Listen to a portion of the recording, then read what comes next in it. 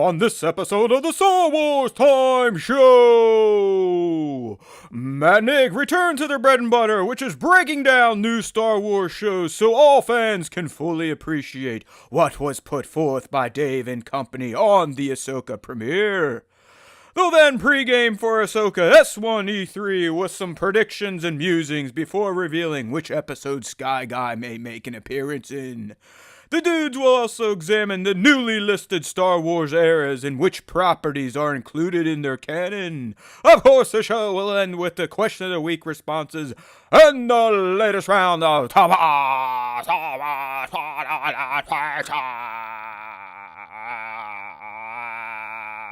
Punch it, Chewie.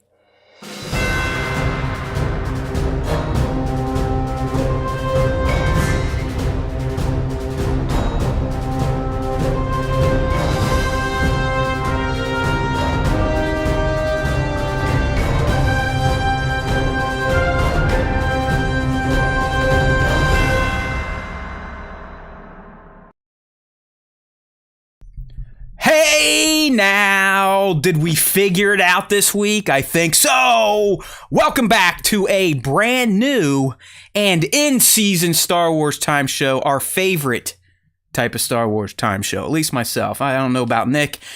We kind of opined all summer long like, wow, there's no content to talk about. Yet we still went 2.5 hours, 2:45 all summer long as young Nick broke down the trials and tribulations of the entertainment strike, the problems with the streaming business model, the problems with theaters, so on and so forth. But we have finally returned to in-season Star Wars for Star Wars time, and I'm talking about the Ahsoka series. So if you're new here, you're going to get exposed to the Star Wars time show, tried and true, full breakdown of a Star Wars show. So we'll start there. We'll kind of tee up what some fans will be watching tonight because in a surprise move, in a wise move, I think, Disney has decided to just fully shift Ahsoka to primetime Tuesdays for us here in the States. I know all of you around the country or around the world, you get kind of fucked because it's time zone based, but who cares? It's better for us. Yeah. It's better for myself. So it's a good move. So I have a feeling that they're not going to stick with that. Well, I don't, Nick. I don't know if you've seen the numbers because I know you are a numbers type of guy. But yeah, according to whatever the fuck Samba.tv is and how they figured out these numbers, no one really knows. Ahsoka over 6 days has underperformed every single Mandoverse property to date. So that's Book of Boba Fett, that's Mando, you name it. Yeah, it tied Andor. So again, like I think we're seeing the same numbers, 1.2 million viewers, which ties Andor. And for those of you out there, is like, oh man, Andor is great. Not a good thing. Andor was the least watched Star Wars TV show. It seems to be like the better the Star Wars is, the less people watch it. It's the like what they still don't understand yet, and like what's going to end up fucking killing them is that they need to title these things differently. Like, why are you naming your show after a character that only 55% of your fucking audience knows? That is a good point. Like, that is a good point. Like, even if you name this like Ahsoka, great for us, but like name it something that like people will be interested in, because for those who don't know Ahsoka, they're like, who is that and why would I watch it? And you know what, Nick? I mean, all along, I haven't been rolling my eyes at that, like, oh, this series, not enough people know about it. But I've been kind of discounting it. But after getting through the premiere week, you were 100% correct. And I hate to ever admit that I'm wrong, but even my neighbors who have Star Wars t-shirts, Star Wars decals, they're not just like fucking casual schmoes. They still have yet to watch it, and a lot of it is because they don't feel prepared enough. He asked me, he's like, hey, what'd you think? I was like, listen, man, it's fucking pretty fantastic, but you're going to get way more out of it, way more feels, way more attachment to it if you do your Rebels homework. And there's just no way around that issue because, I, for one, found the premiere to be fantastic. But I also saw with my wife and my kid on my second watch that during some of the slower burn moments that fans like myself and probably Nick appreciated, they were getting antsy. And, I don't want to, I can't just blame it on a little kid ADD, because my wife was the same way. So there is, Nick was correct. I had my rose-tinted glasses on thinking, hey, you never know. They've been established her in the Mandoverse. Maybe we'll get some of the bums over here. But no, it didn't attract a big audience. It's gotten great reviews, as you've probably seen on social media, but it's underperforming, and it's definitely not for the casual type. Yeah. I mean, it's unfortunate that they're like, and I think that like you can remedy a lot of these issues with a name. Like the same thing, like Andor. Andor was named after a character that was in one movie and then died and nobody gives a fuck about. Like, name your shows better. Name them something that entices people to watch them, not after what would you call this series? I mean, off the top of your head, I don't know if you have, like, you could spitball an idea, put on your dungeon master hat and get creative here. Andor was easy. Andor was like Spark of the Rebellion or something like that. Like, super easy. And this one, you like revert back to something that people recognize, even if it is era-based. The Phantom names. Menace 2. Like, just name it like New Republic Rising or something like that, or something that it like gives people an idea in the name. Right. Like, hey, this is the time period that we're working in. People are familiar with the New Republic now because the New Republic was the system of government that was in place during the sequel trilogy, which a fucking ton of people watch. Hey, check this one out from JOD. Vader's Padawan. I like that. that would get some casuals to at least click, because Vader's name's in there. Yeah, like even something like that. But you can see it. Like, you can see it in all of the other shows. The most watched Star Wars TV show up to this point, at least in the past 5 releases, is Kenobi by a large margin. Kenobi's opening weekend, 2.4 million people. Mando season 3 opening weekend, 1.7 million people. That's a pretty big jump, like pretty big drop. And it's because people know who Obi-Wan Kenobi is from 6 movies. Right. And I just don't think that the creative people at Star Wars truly understand that like a name makes a difference. No, I think that's a great that's a great thing to point out here. And I think if anything, it should go to show people like us that we are kind of a special breed. Okay, like that's why we're called fanboys, fangirls, non-binary, or whatever you want to call yourself, but we are a unique group of Star Wars fans that will eat pretty much anything you give us, and for the most part, enjoy it. I have a feeling a lot of the SWTS community is kind of like us, where they can critique it, but they're not fucking morons about it, not misogynistic, racist, all that type of shit. But it did. I mean, Ahsoka just goes to show you. I mean, they did a ton of promo. On regular TV. I mean, they were dropping new trailers during, I forget what sporting events. I mean, they were trying their damnedest, moved it to prime time, and it still could not move the meter on opening weekend. And what does that mean? I don't really know. I know we've heard that Ahsoka Season 2 is a thing if there's positive fan reception here. I would say that while it's been critically praised, I know guys like Bob Iger are more concerned with, did we sell any subs, and how many motherfuckers tuned in to watch this? And if that 1.2 number is correct, that doesn't bode well for a continuation of the Ahsoka series. Yeah, and I don't know. I mean, this is underperformance consecutively now. Like, this isn't just like, well, this show underperformed, Andor underperformed. I mean, in comparison to Kenobi, Mando season 3 underperformed. So like, it's not good that you have, like, since the Kenobi series, you've had consecutive series releases of underperformance. And you also, like, if it would be one thing if it was like a different economy and like Disney was doing well in other areas, or like they saw $83 stock price. I remember when I bought it, almost close to 200. Yeah, I mean, this is the lowest their stock price has been in 4 years. I'll say this: they'll let Filoni finish his, Filoni and Favreau finish their movie crossover. I don't have high hopes for Mandoverse after that movie crossover because I just don't think that I'm just being realistic. No, here. dude, the numbers hey, listen, there. I try to be positive about Star Wars. The only thing I'm positive about in life, but it is starting to look like, I mean, we might get Mando season 4 because we know it's written. But they can't do anything with it until everyone gets their shit figured out in Hollywood, which is going to potentially fuck stuff up and maybe cancel it, turn it into a movie, who knows. But yeah, it does seem like the grand plans, just like way back when they announced the new trilogy and the Star Wars story cadence, is going to be changing, sadly. And it's a bummer. I mean, it's like, listen, Ahsoka is solid. We're going to get in here and review it, break it down. We'll let you know how we feel. That's at least how I feel. I haven't talked to young Nick yet on his opinions. But yeah, it's not looking good. It's not looking good. It just is. You can't. Star Wars has lost that wow factor for the casuals. This stuff they're putting out is not pulling in the masses of people, and I think Nick has a great point. Title could be a problem. Obviously, we're talking about the character coming from full animation and only having 2 debuts in live action, which isn't a ton to expose Ahsoka to the masses.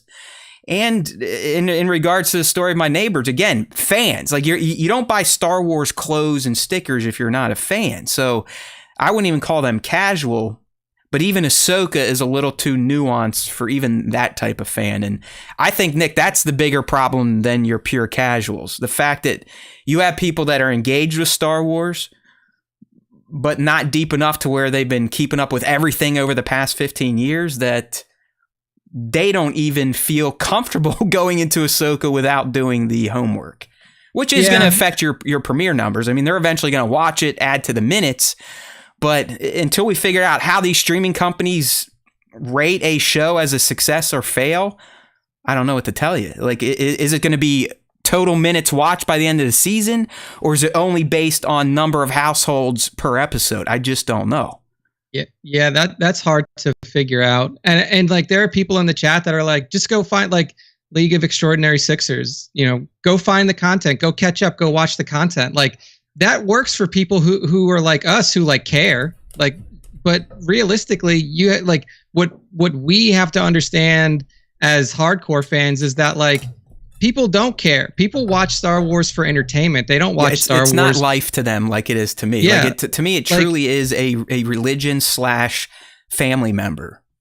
Yeah. It's so like if you tell, like if I tell my friends John and Jonathan who live in, you know, Louisiana, I was friends with since high school, and I tell them like, oh man, Ahsoka's really good, but you got to watch 15 hours of content to even get up to a point to where you understand what's going on. They're going to be like, well, maybe I'll just sit down. I will like, say this, and if someone can check for me while we're on air, that'd be awesome. But I believe Disney Plus does have a new curated playlist of Ahsoka related content that comes from, I think, Clone Wars, Rebels, and even the live action. So if anyone's listening can check your Disney Plus, it was on one of the scrolling banners within the app. But even then, Nick, I think you're still looking at 14 to 15 episodes of content.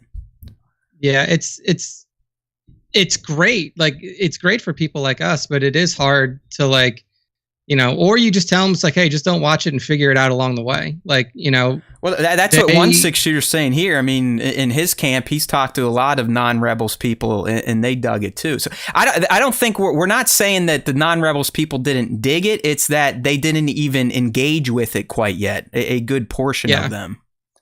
Yeah. So, and I mean, that's going to be the issue, is like we're building a universe which is fantastic for all of the people who are like really big fans like us and are really into the minutia, but like universe building doesn't pay off in terms of like attracting new people, especially when you're universe building off of the back of content that's over a decade old in some instances. All right, Bat confirmed for us that they do have a curated playlist that goes all the way through the Book of Boba Fett.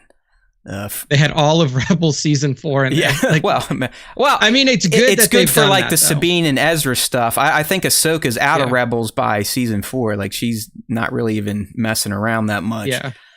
So yeah, that's out there. And listen, there's those are 30-minute episodes. It's well worth your time. I'll tell you why once we get into our review, because there's a character in particular. Every time the motherfucker was on screen or talked about, hit me. Like, I got emotional, and a lot of that is due to my man Kevin Kiner's fucking John Williams-esque score. All right, 2 thumbs up for Kevin Kiner coming through on the fucking music, by the way. But yeah, I don't know, having the relationship with Rebels is definitely making it hit way more emotionally for me. So yeah, because I mean, just imagine if you're watching this show for the first time, and Trevor, you know, people who've enjoyed it, but like, you see this purple haired girl that you don't know pining over this guy that you don't know, talking to this orange faced alien he called her that you sister. don't know. Like, fuck you. I'm telling you, these two are meant to ship. It's not a brother-sister relationship. Watch Rebels. He wanted to fuck her. Well, that might be a choice Disney retcon. Unless you're calling Ezra a sister fucker, I'm telling you, he wanted to kiss her at least. He wanted a hug. He wanted something. Yeah, so it's going to be interesting. I'm curious to see what the numbers look like as the season progresses, because I do think that they're going in an interesting direction with it. You would think word of mouth should help, right? Like, us idiots and just random, fans that watch it. I mean, you never know. I mean, people are lazy, I guess. Yeah, I hope so. I hope it helps. But usually what you see, I mean, you can go and look at any YouTube series or any like show series that has metrics for a whole season. Usually your peak is your premiere, and then you go down from there. And then you come back up for your finale, maybe. So we'll see how things go. But yeah, like, usually what you see is like peak watching is your premiere, and then you like flatten out through the rest of the season. I guarantee maybe you this will have legs. The one episode we're going to talk about after our breakdown will probably draw in some numbers, because a guy's going to be in it that has a little more cachet than Ahsoka. Real quick before we get into the review, I want to ask Nick this from our boy Johnny. Do you think a series named Organa with a storyline before A New Hope would have received more viewers? No. That's a negative from young nobody Nick. Knows what, like, you have to stop naming, like, you want to use a name that people know. Just like, call everything Leia Luke Skywalker or Darth Vader. Like, Leia Organa is a name that's said maybe twice. Like, nobody knows that name. Nobody knows the name Andor. Nobody knows the name Ahsoka, aside from like the truly hardcore fans. Obi-Wan Kenobi is a name that I could say to my dad, who probably has only seen Star Wars once in his life, if that, and he knows who Obi-Wan Kenobi is. Hello there. Like, you can go Nick, to would anybody. Say, hello there, back to you. That's the real test. He would not. But that's the thing, is like, what does Organa mean? Organa is the name of an obscure senator from the prequels, and is Leia's last name by adoption that you hear maybe 3 times. Yep. So no, that would not have done Young it. Nick has spoken. Let's get into it. The way we usually do it around here, Nick and I both give our opinion of the episodes. Then we get into the top moments, some references. I was surprised at the lack of Easter eggs in a Dave Filoni directed episode and something he show ran, but that's okay. I'm not complaining. And then I have a bunch of This is something we started with Andor and Bad Batch. I just called it As I'm watching and things come across, it's either I need Nick to fill in the gaps for me, or I want to hear his thoughts on a certain So, Nick, go ahead. Let her rip. What did you think of the Ahsoka premiere? And that's how we're going to call it. We're not calling it episode 1 and 2. It's being reviewed as one premiere. All right? I really enjoyed the content. I thought that the content of the episodes were really good. I thought that the fight choreography was really good. The acting... This is the first time I'll ever say this for a Star Wars TV show. The acting was lackluster, like, in a lot of ways. And everybody felt stiff. Not like one particular actor in like specific. Everybody felt stiff, which is weird to me, because you are going into a show where everybody knows everybody already. Like, this is a show that was built around what was a family previously in Rebels, like Sabine and Hera and Ahsoka, even the characters that haven't been looped in yet with Ezra and Zeb and Kanan, and all of these characters were a family unit that all worked together for so long. But in this, specifically in the first episode, it felt stiff. Like, and it wasn't stoicism. Like you're kind of, at least in my opinion, like Bat just said in the chat, like it wasn't stoic. It was, they were stiff. And there was a point in episode 1 with Sabine where it almost felt like she was reading off of a page. Like and because it comes down, because it's everybody, I almost blame that on the director. Like, because the director is the one who says like, okay, do that again. Yeah, he liked it. Yeah, I mean, something. And this is Dave, my friends. Dave had episode 1, and he's going to have episode 5. Steph Green had episode 2. Yeah, I mean, so that was a huge issue to me, and it was so confusing because of the character dynamics that are already in play from all the stuff that we talked about before, the seasons of Rebels, even Clone Wars and stuff like that, like the establishment of these characters over a long period of time. And like, I was like, this feels like fucking plywood. Like, why does nobody have emotion? Especially Sabine. Like, Sabine should have been the most emotional character in that show, and she felt like she was talking to a wall the whole time. I was super surprised by that.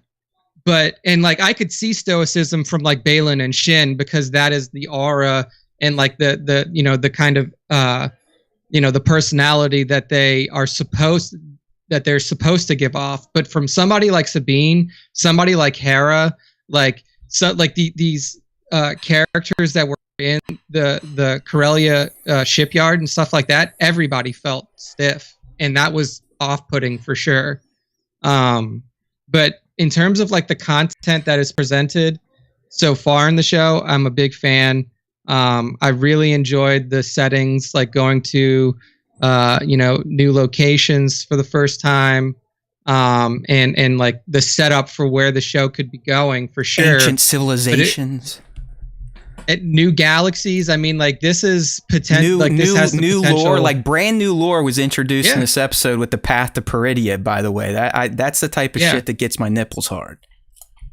Yeah, I mean, like, you know, this is potentially opening up the Star Wars galaxy to now truly a Star Wars universe if they choose to develop out the new galaxy and stuff like that. So the content is really good, but that was something that I was not expecting from the show, is for the acting to be the issue, because all of these people are top. Like, Mary Elizabeth Winstead was one of my favorite actors when I was younger, just because of the stuff she was in. Like, I really enjoy her. Did you see the memes about her ass when she was sitting on that little transport on Corellia talking to Ahsoka? You gotta love creepy fucking men, but they're like, man, who knew Hera had some cake?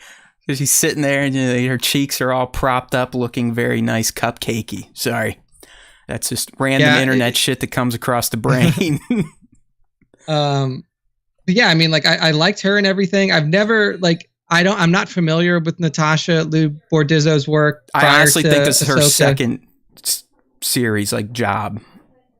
Gotcha. So, like, I mean, maybe like she's got some nerves and stuff like that. But like Rosario, again, like a person that I've been watching on screen for over a decade now. Like, there's no reason that these people should be as stiff as they are. So I have to put the blame on Filoni, right, and Steph Green. Like, I just don't understand how their direction was be as emotionless as possible in the face of your family members, essentially, for the Phoenix Squadron crew, asking for your help and like truly being in a, like, especially, so like that's my big critique of it so far, is just that, like, the content is great, but like, you need the acting to step up in a big way. All right. So I'll kind of pick up where Nick left off here. I thoroughly enjoyed the premiere. I liked the slow burn. But I'll tell you what, I agree with him 100%. Not so much the entire cast. I really felt it with Rosario, sadly, which is odd considering she's the titular character. But she did feel like they just told her to act like she's disengaged. You know, 1/6 brought up the point, pretty much in every scene, she's got her fucking arms crossed. And I've told my kid, having your arms crossed is the worst body posture you can ever put forward to other people, because it shows them that you are disengaged in whatever is going on around you. And that's pretty much how we all felt watching Rosario, it sounds like. I think that's a universal critique. And I'm with Nick, too. I don't think it's Rosario's fault. She has people above her that hit go, say action. They have the liberty to shoot scenes over and over and over until they get the take they want. And they've decided, hey, this is how I want Ahsoka to come off.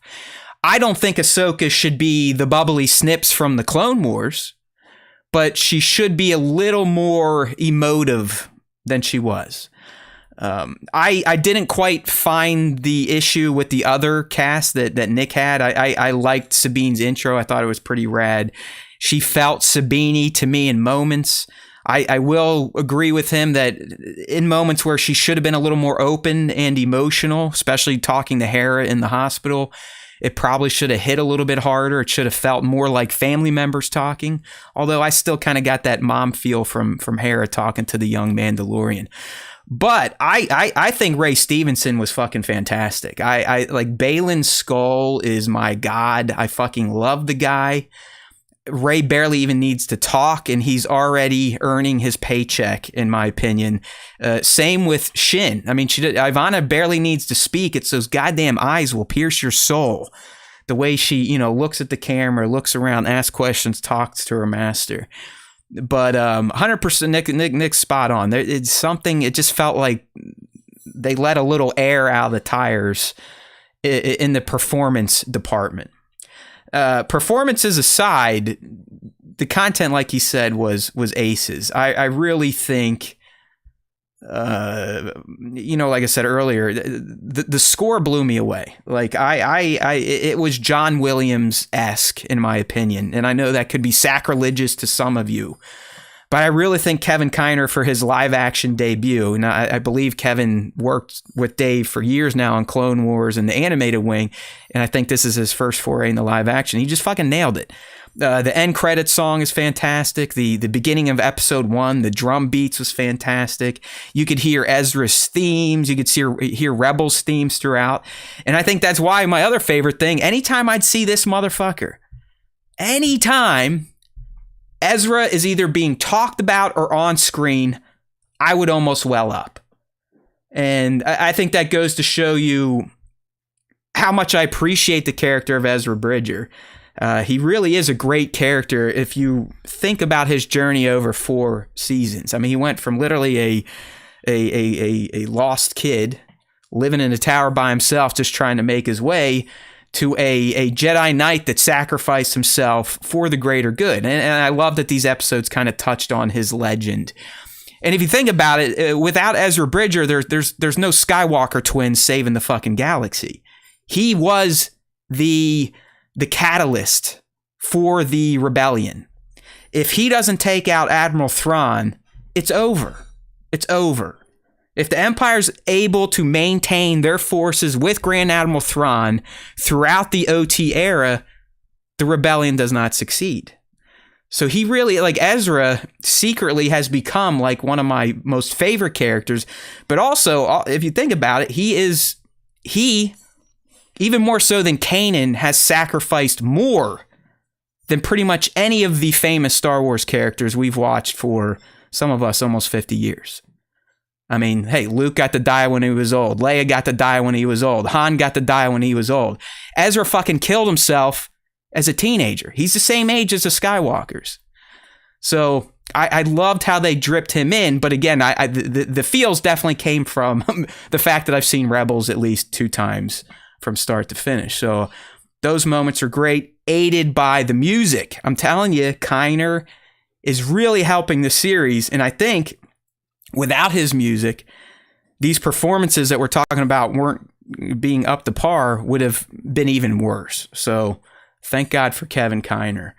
But overall, I really loved the premiere. I think it did a great job of setting up something very interesting for even a well-studied Star Wars fan. Like dropping that Path to Peridia shit, introducing the concept of these ancients that one time graced our Star Wars galaxy, and they made such an impact that Night Sisters built a temple to worship them. I want to know about that. Are the Night Sisters originally from this galaxy and maybe they got lost here and left? That's all stuff that gets me excited. So I love where we're going. The bad guys are some of the best in Star Wars. All right, the team of Morgan, Baylan, Shin, and as we heard, Baylan pronounce his name Marok. They're great. They're fucking fantastic. Like Baylan and Shin, fucking fantastic. Give me my hot toys. These are the type of bad guys I want to explore in Star Wars, even more so than Thrawn. Like I'm kind of going to be upset if Baylan and Shin kind of get taken off the board as we move into more of the Thrawn narrative, because I think they're great. It's a great kind of experiment in what can Force users do without the Jedi Code. What are they getting into? What drives them? Is it power? Is it money? So definitely big fan of the premiere, but I'm with Nick. There was something off with the performances, most notably, and sadly, Rosario. Ahsoka did not feel like Ahsoka. She felt like angry fucking Jake Skywalker. Yeah, and like when you're comparing that to like Baylan and Shin, and I think this is where the issue comes in, is like you have Baylan and Shin and Morgan who are supposed to be like stoic characters that are supposed to like hide emotion, and especially in this instance, like since they're in like kind of the position of power, almost be like a little bit more joyful than the Phoenix Squadron crew. But like when you have the bad guys that are stoic and then the good guys are also just stoic and stiff, like there's no dynamic that you can find between them that like sparks interest. Like there was no anger in Sabine when or anything like that when Shin and all of these droids show up to her place to like assault her. Like there wasn't even a sense of surprise that I could tell. It was just like, like the Lowe's cat gave him away. He started going blah, blah, blah, blah, blah, and then she turned around right before she got shot. And like so yeah, I mean, like I want to see a little bit more of like of a dynamic between the good guys and the bad guys, not have like the good guys and the bad guys feel like they're at the same emotional place or something like that. So I do hope that improves, and I think that there's a good possibility that it will, especially since you're going to have other directors coming into these episodes and potentially giving better, actor facing direction. And hopefully that improves as the series continues to go on. But yeah, I mean, definitely for me, I think the standout was Ray Stevenson as Baylan. And I hate to say this, but I really hope Baylan dies now, because it would be a shame if he doesn't. And we know that we're not going to get any more of that character because, sadly, Ray did pass in real life. Yeah. I mean, that is an unfortunate part of this. He is great. He almost like has the point 1/6 making. That's what I mean. Like, he's not just a fucking hard on for death and destruction bad guy. Like, yeah, his morals are a little fucked up and his ethics are questionable. But at the end, he's like, you know what? That's going to be a fucking bummer if I have to kill Ahsoka. And it's like, you're not going to hear Darth Maul fucking say that. You're not going to hear Sidious say that. You're not going to hear Vader say that. I mean, that's some cool shit. That's a cool way to present this character. That kind of speaks to like one of my, I don't remember if it was a prediction or what about Baylan, or if it was just something that I said offhand, but I did mention that like his character has the possibility for a turnaround because he was a former Jedi, and you can already see in that character that there is still like a soft spot or the Order, like for Ahsoka in particular. But yes, like for that like time when there was like structure and order, and like there was a little bit more like, I guess you would say, reverence around the Force and not just like exploitation for use of it. So I could definitely see like a journey for his character where like there is almost like a noble sacrifice you remember, or something like that. Like last week, I proposed the opposite in a prediction. I said Shin would be the one to turn. I believe in last week, you're like, you know what? It might be Baylan because of his connection to the Order. And after this first episode, there's a chance. I mean, I like Shin. I like that they're still keeping her somewhat mysterious, but it does feel like though she is beholden to her master. And the only time like you could see she was almost thinking for herself is when Morgan talked about herself being a Night Sister, and she goes, "You're a witch?" And as we've reported in the past, there have been rumors that Shin could have some ties to the arcane side of the Force. So who knows if that'll actually play out. But I'm starting to think I may have fucked up, and Nick's correction of my prediction may be the way to go. Yeah, I'm definitely interested to see like more if we do get more of Shin's backstory, because to me it seems like she is definitely the one more likely to skew heavily dark, because she is somebody who's new, who's probably being exposed to these powers and exposed to like the pull of the dark side for the first time, and doesn't really have a perspective on the Force like from like the Jedi side like Balin does. So she's less likely to like lean back on like previous teachings, or like have more of a soft spot for just like the Force and those who use it. So yeah, I'm definitely interested to see what happens there. All right. So, hey, we liked it. We dug it. And it sounds like we're both there. Kind of Nick a little more hardcore, but there were some acting issues, no doubt about it. So let's I guess let's do top 5, then we'll do the fun shit. I haven't had any reason to get into the Haas yet. All right. Top 5 moments. Let me find where I need to start. That's like right here. Yep. So to me, Nick, the first top moment is the opening, complete with the drum intro. Balin and Shin show up under the guise of being Jedi. You know, they're like, "Hey, we're just here to check on the prisoner." You know, he just tries to walk by that captain, and then shit hits the fan, and we get to see how these two operate, and we get to see how powerful both of them are. How quick Shin is, you know, she's kind of like the lightning, and then Balin is the thunder, who just kind of sits there very imposing, stabbing people in their hearts, getting his own hallway scene, and then ultimately rescuing Morgan Elsbeth. It was a great introduction to the new villains, and it kind of really set the tone for these two, that, you know, just the both of them were able to take down an entire New Republic cruiser by themselves. I don't know if anyone heard that, but they killed the crew and they scuttled the ship. So not a bad mission for two, whatever the fuck we want to call them. I know some people are rolling Dark Jedi. At this point in time, it's unaligned Force users, I guess, is what we have to use, as that is a technical term embraced by Star Wars canon. But I thought the intro was strong, good way to suck people in, a little bit of action, you know, get the bad guys out there first, kind of set the doom and gloom, and then we transitioned into our star, Ahsoka. Yeah. Okay. I mean, that was a really fun one. I also liked that, like, just like the opening seconds where it's like it really feels A New Hope, because you get that same kind of perspective of the ship flying over. I mean, hell, you even had a modified crawl. I mean, I know and Bat is correct. Bat in our Discord or somewhere is like, it's not a fucking crawl. It's just words on a screen. And yes, you are right. It's technically not the Star Wars crawl, but I'm still taking it as a reference. No, it did. I mean, really, the whole first 2 episodes felt like a movie. I mean, production-wise, I think the production quality was up there. There was only a few times I was like, oh, yeah, they're on the fucking volume. You can tell. But for the most part, everything felt pretty high-end for a Disney Plus series, at least from the production standpoint. I already told you that the music's fucking aces. But the cinematography was pretty damn good too, as were the special effects. And even like I'll tell you what, I even think some of the lightsaber battles were pretty legit, especially Sabine and Shin. Ahsoka, on the other hand, not so much. Again, she looks like she's in fucking slow motion, and it is odd. But oh well.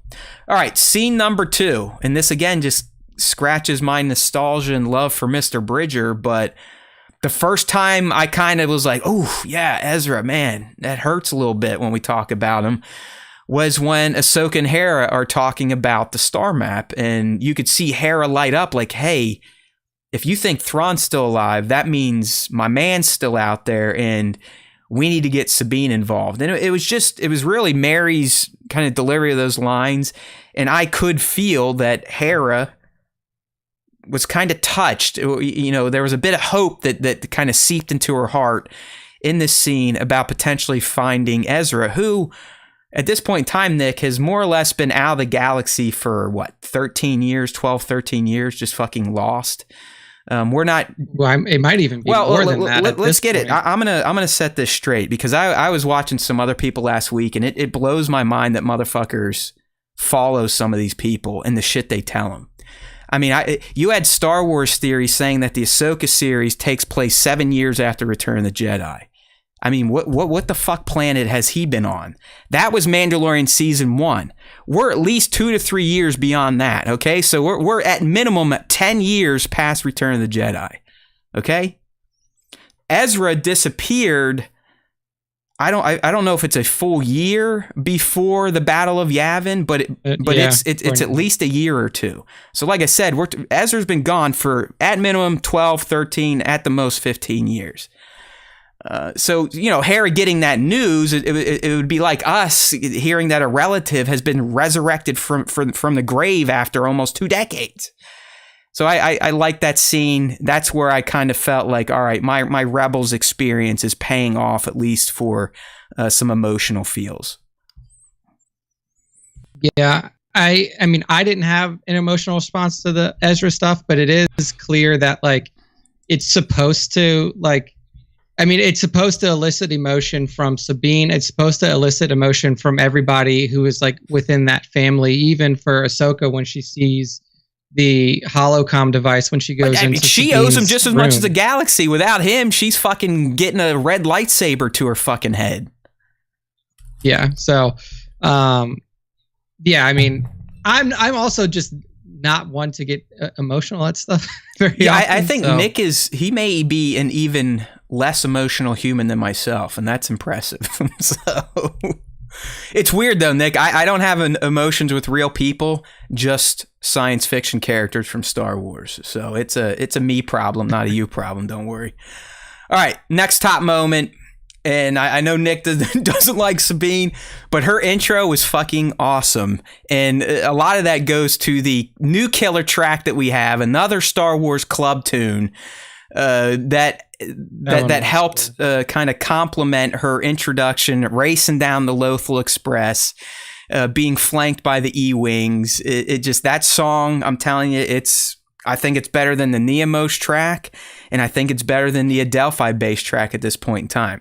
So if Disney Plus Star Wars is doing anything, my friends, it's introducing killer Star Wars club music.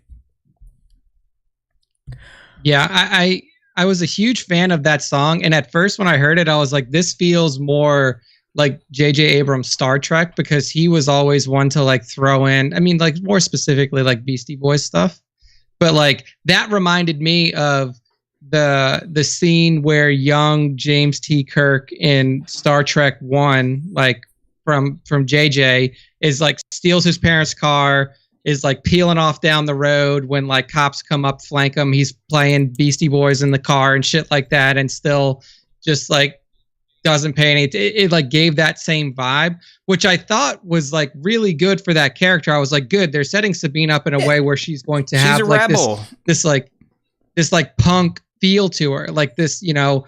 I don't give a shit about what is expected of me. I don't really, like, I do things my own way, and I was really, like, happy with that decision to, like, present her in this light.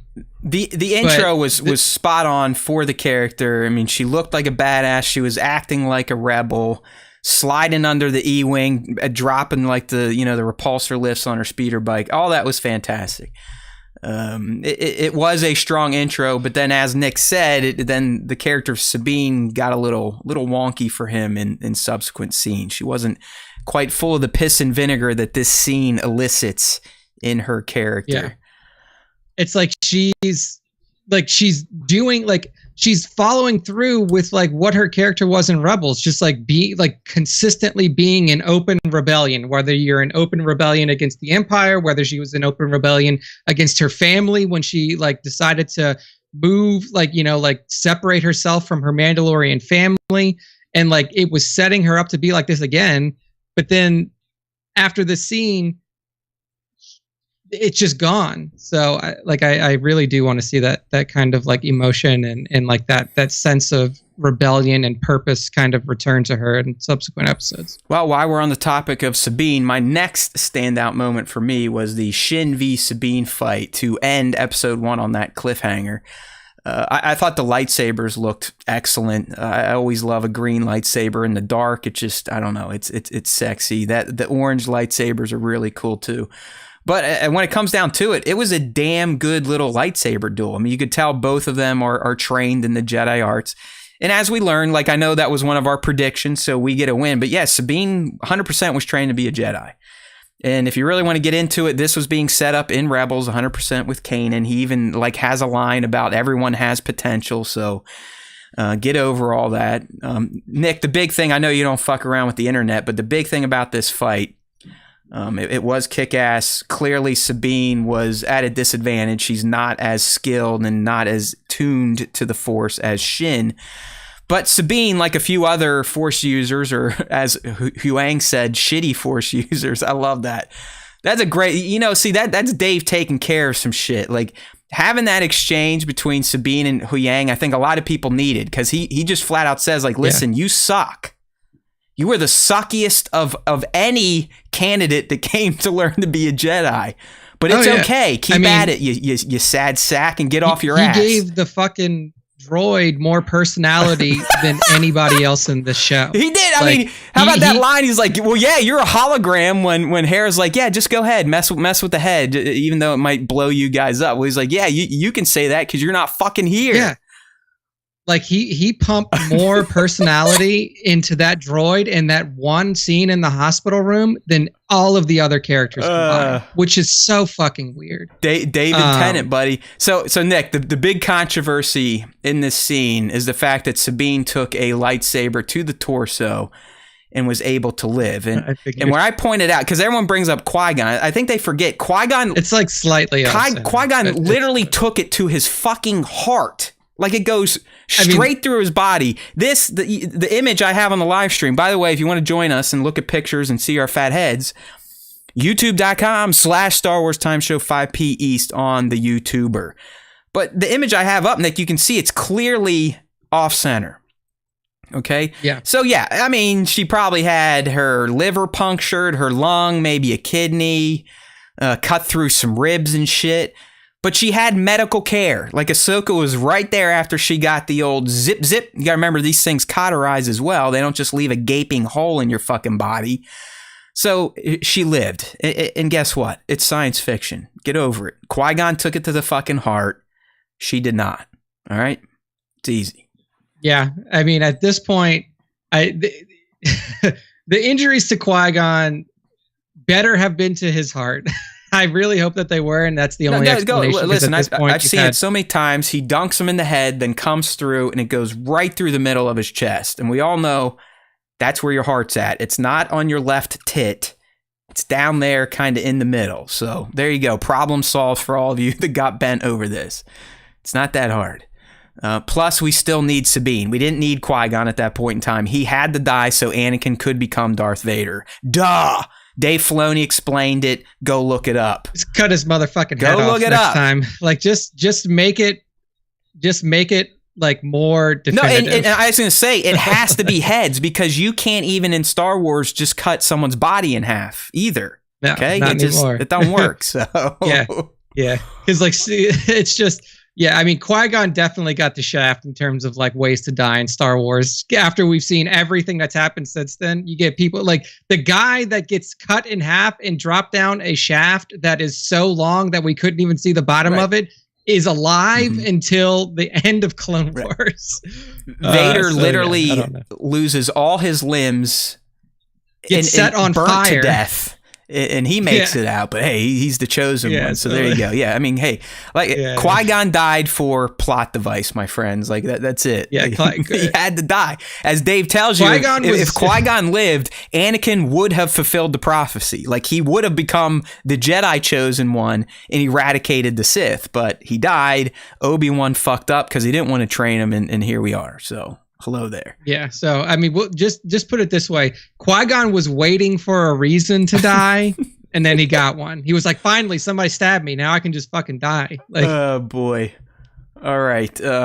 So moving on with our top moments here.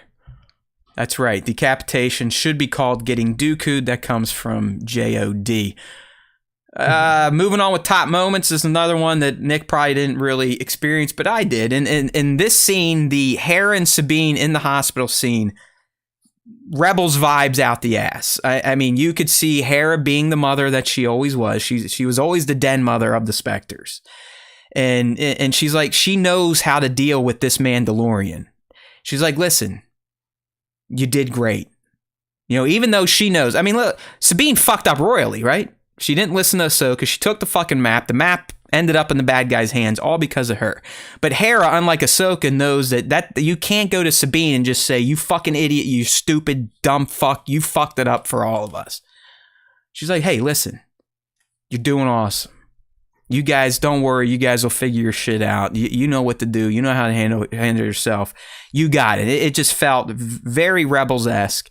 Took me back to the Ghost and all those chats she had to have with all of them. I mean, I think she's had a chat like that with everyone but Chopper, because Chopper would just tell her like, go fuck now.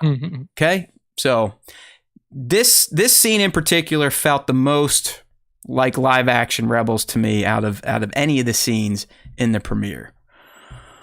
I think the next one that you have up is the one that felt the most Rebels to me. Oh, yeah, you're right. You're right. And we're talking about our man Chopper, who, at this point in time, Nick, I don't know about you, but I literally can understand him word for word. Like, I am such a fan of Chopper.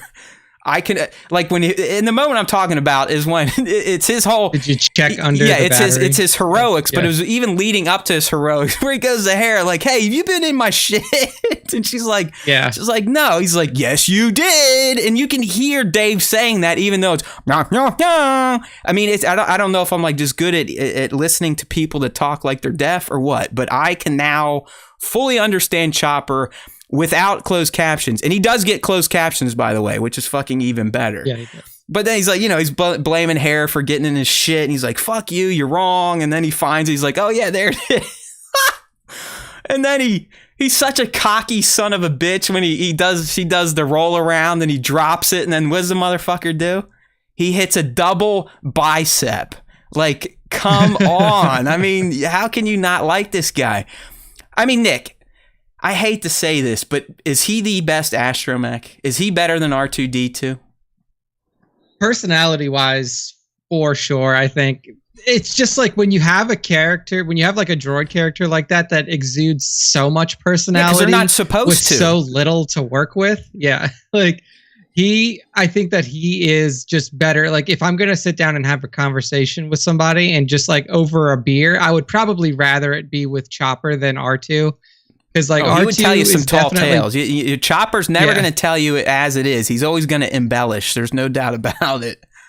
Yeah. So I think that he is, in terms of entertaining factor, for sure, I think it's He is simply amazing. I mean, him and R2, both heroic little astromechs, but Chopper always does it with disdain, and he always wants to be kind of applauded for his work, where R2 he's your typical droid. He just does what he's told, doesn't ever look for any love or thanks, nothing. He's just fucking parts and code. Not this guy.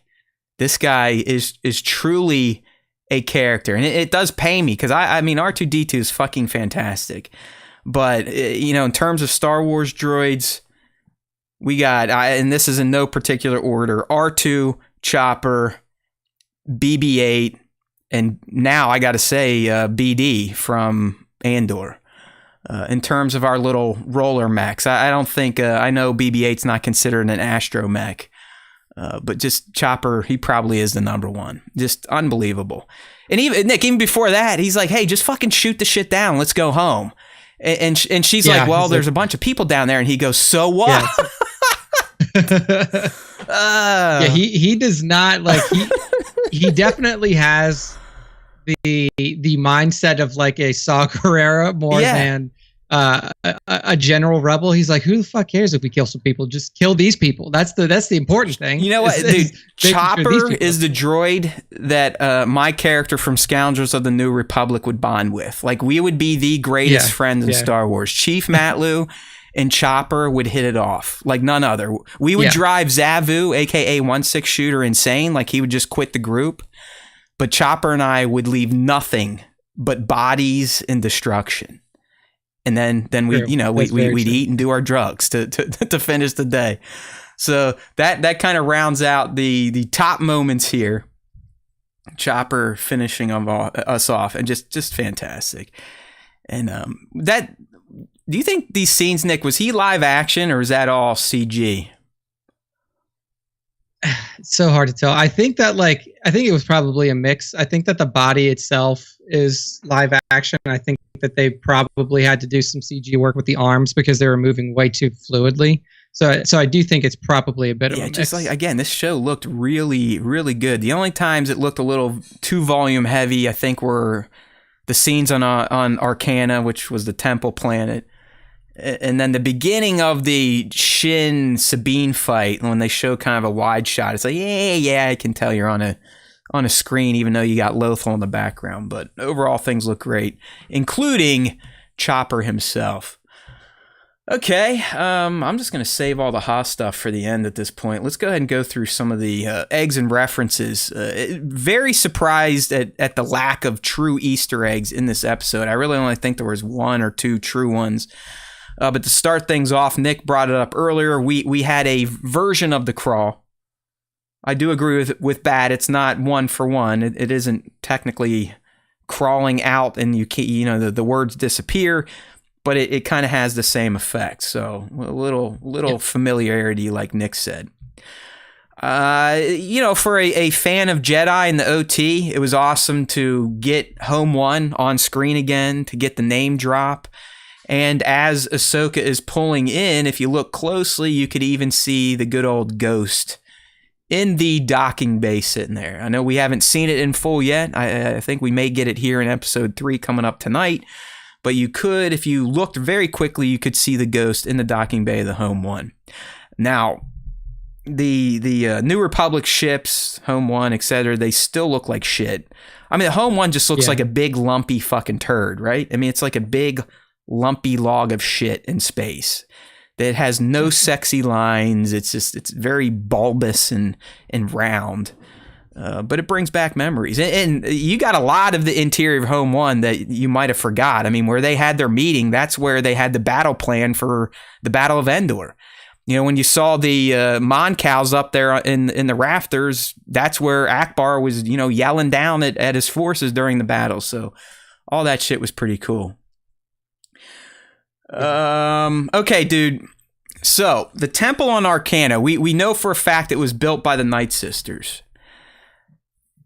The question is, are those Night Sisters on the wall? The image I have up now is one of these figures holding one of the star maps, and you could tell they used to be painted red. They do kind of have a Night Sister look, especially if you remember Mother Talzine. But these could also potentially be that ancient civilization that we heard Morgan talking about. So I don't know what you thought about these guys in the temple or what, if they were Night Sisters or the actual Civ.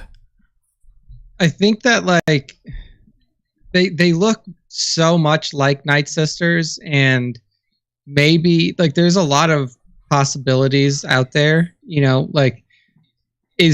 are the Night Sisters were they just able to contact this other civilization because of their use of magic that really no other, known entities within this galaxy have used? So are they, are those Night Sister elders the ones that were that were actually able to contact those, that ancient civilization, or is it members of that ancient civilization that made their way to this galaxy, to the proper Star Wars galaxy, back in history?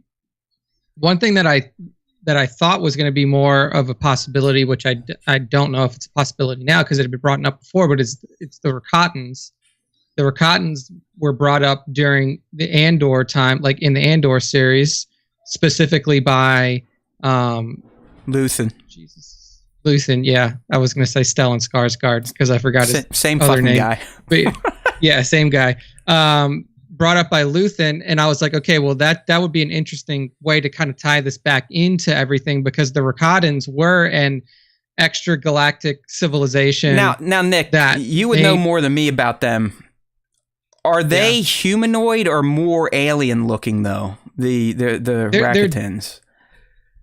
At the way that they have been portrayed in the past has been more alien, right? Like they almost they're bipedal, like buggy looking almost. Like not like Geonosians, but sorta a bit. Or am I crazy? Well, they're like They're hammerheady. Okay. Like they're bipedal, very tall, lanky, but they're like they have like hammerhead kind of faces. Like their eyes are like shunted off to the side on like hammerhead style kind of. Yeah, that's what I thought. Like I know they're technically humanoid-esque, but I felt like they really lean towards the alien version of Star Wars humanoid. Yeah. I mean, they're definitely more alien humanoid than like standard humanoid, even to the degree that the Night Sisters and the Dathomirians were like humanoid. So not necessarily like that. And as far as I know, up to this point, though, well, like even there's one other ancient civ, the Zepho. Yeah, the Zephos, which we got heavy in Fallen Order. Jedi.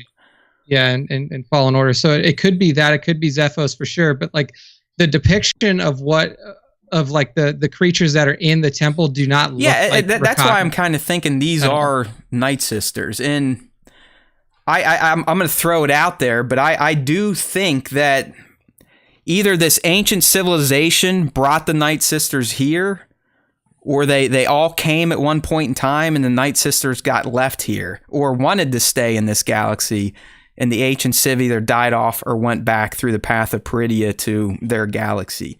But it is seeming more and more that the Night Sisters were never truly from the Star Wars galaxy.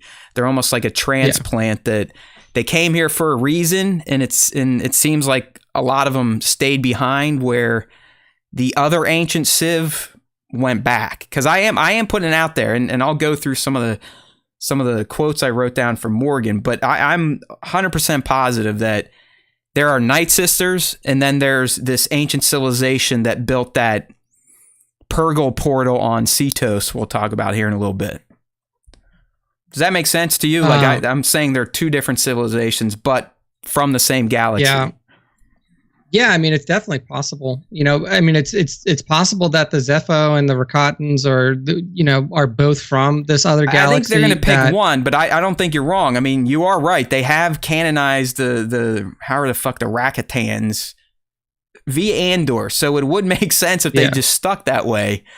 But considering they used some Fallen Order canon in here, especially when Ahsoka was picking up the Force Whispers, and could hear their fight and was able to almost like slew shit like Cal did, it leads me to believe like they may go Zepho, because that's where all that shit comes from. But hey, who knows? So all right, well, yeah, and like I think that like a lot of people are expecting it to be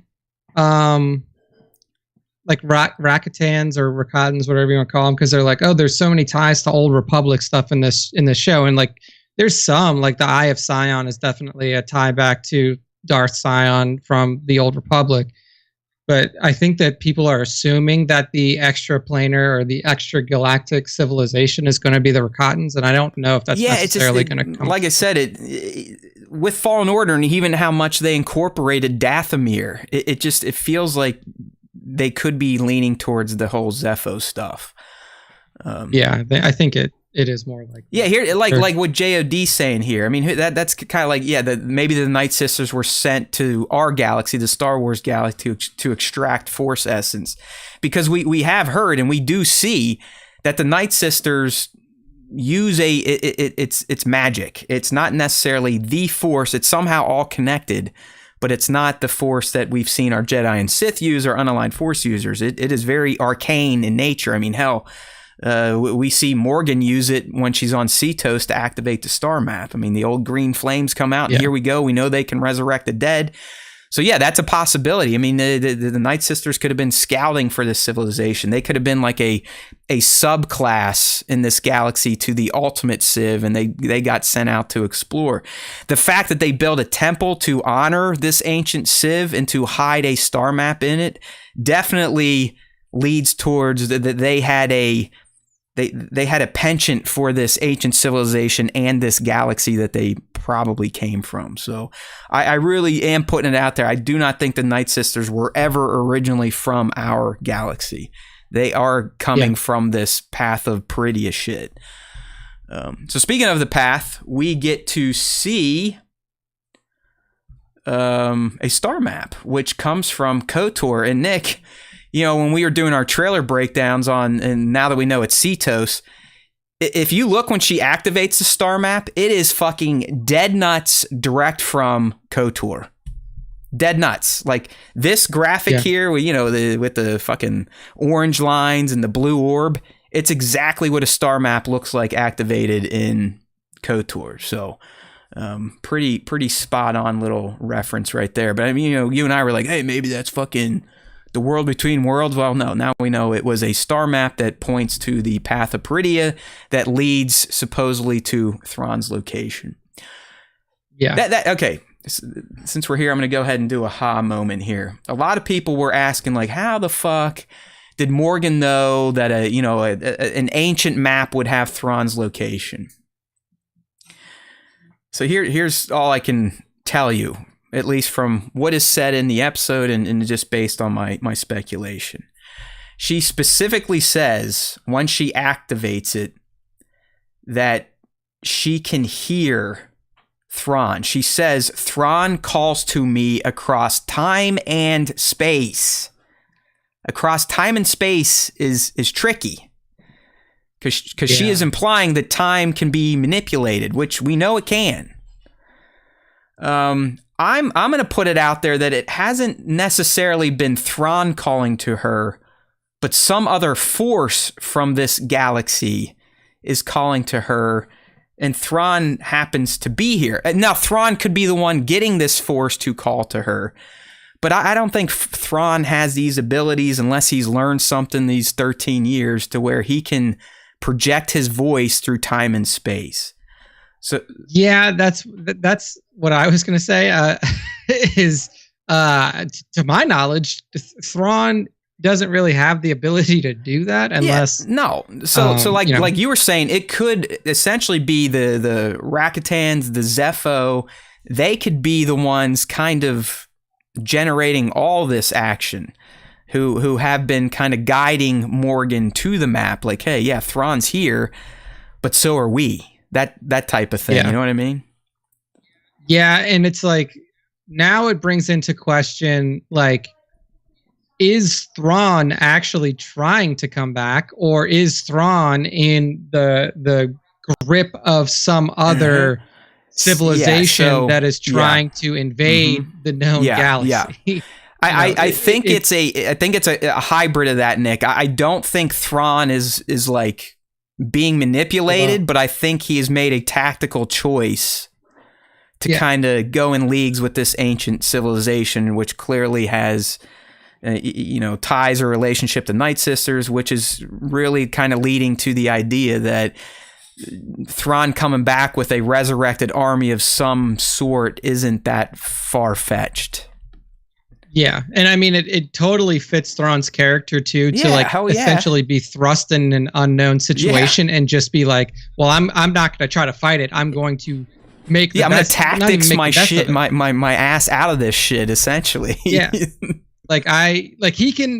Thrawn can become allies with anybody. Like, that's the thing about him, is like he can like put himself in a room with anybody, and you will like him, or to some degree respect him before you leave, regardless.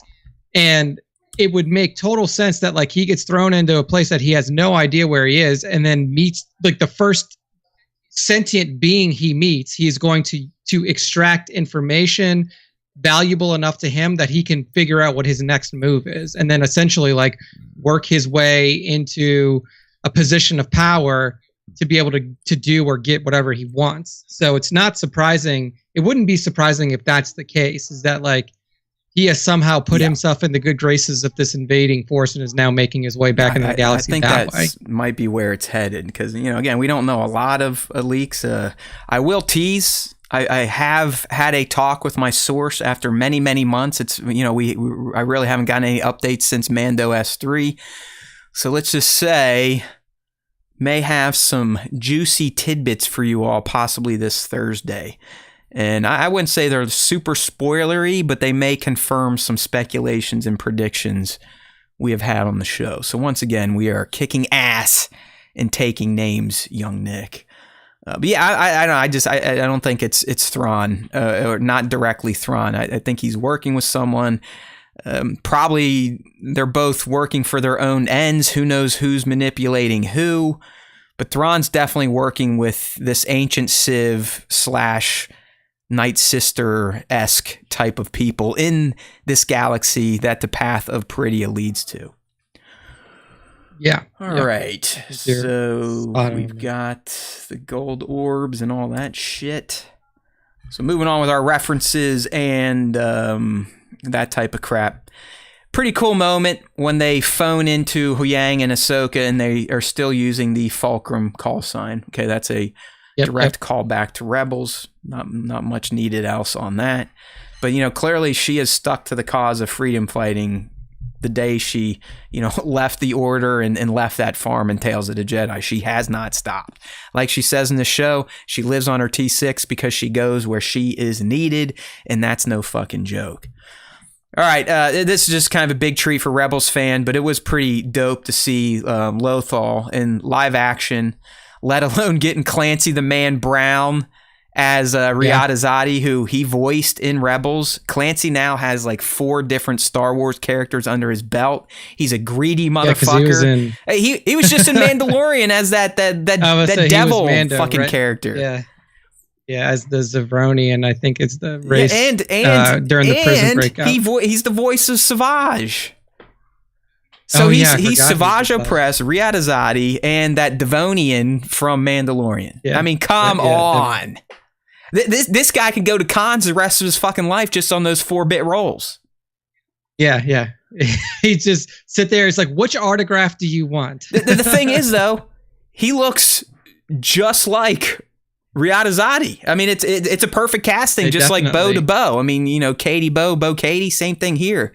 Clancy, Riyadh Clancy is a fantastic casting there. Kind of a no-brainer, it seems like. Clancy is a good actor, like a character actor. I loved him. The first time I got exposed to him was in Starship Troopers back in the. He's one of the he's one of the platoon leaders or whatever. Yeah. He was. No, he's great. And then another callback from Rebels, Jai Kel. Like Jai Kel, who is now a Senator of the New Republic, he was an instrumental character in Rebels, if people forget. He was at the Imperial Academy that Ezra broke into to get some intel, and Ezra's influence essentially convinced Jai to get the fuck out of there and become a freedom fighter. So this is a Rebels character. It was not just background. I think he was featured in at least 4 episodes, and he did have interactions with the Spectres, aka the Ghost Crew. So that was pretty sweet. And again, this lucky bastard gets to have a Star Wars career. Good for him. We don't. Okay, our Sabine's introduction, while it was awesome, had some fantastic music. As our buddy Bango said many months ago, hey, aren't those E-Wings? And yes, they sure as hell were E-Wings. But we also got, and I've said it a few times on this episode, they're using the Spectre call sign on Lothal. If you remember, that is what the Ghost Crew called themselves before they joined Phoenix. Okay, they were the Spectres. Those were their call signs, Spectres of the Ghost Crew. So a nice nod again to Rebels. In my opinion, Nick, these were the only true Easter eggs, and that's when Sabine walks into now her apartment, used to be Ezra's, and you can see the scout trooper she painted for him that he wore at the beginning of season 4 to save her father from the Imperials. So that's like one of the only legit eggs. And if you're a fan of Ezra, you know he loved his buckets. In the corner of the room there, you could see his other collection. And then to me, I mean, I guess. Well, go ahead. I was going to say the last like just true Easter egg is when she gets in her box to dig out her lightsaber, or the Jedi communicator. You can see her spray gun right there. That's that like rectangle tool with the tip on it. So obviously, if you watch Rebels and you look anywhere Sabine's at, she draws everywhere. That's her weapon of choice for that type of stuff. Nick, the Phoenix patch in there, is that from Ezra? See how it's like that, like his orange type of garb? Yeah, I mean, I would imagine it's got to be because that's like a keepsake box. Yeah, it's just like because she's wearing Phoenix on her jacket, Hairstone wearing her Phoenix, so I don't think it's from her. I was guessing it's either Ezra or Kanan. Kanan left over. It's one of those two. I mean, maybe it's more likely to be Kanan because I don't know. It does. I mean, I hate to say this, but it does look a little burnt and explodey. You know what I mean? So yeah. But I don't remember Kanan ever sporting the patch because he just wore his brown and green shit. I must say he just had like his regular tunic with those. Yeah, so I don't know. Yeah, I mean, yeah. But I would assume that it's Ezra's because the box of exactly. I mean, this is like her treasures, for Christ's sake. I mean, it's pretty much everything related to Star Wars Rebels and her time on the Ghost. So, yeah.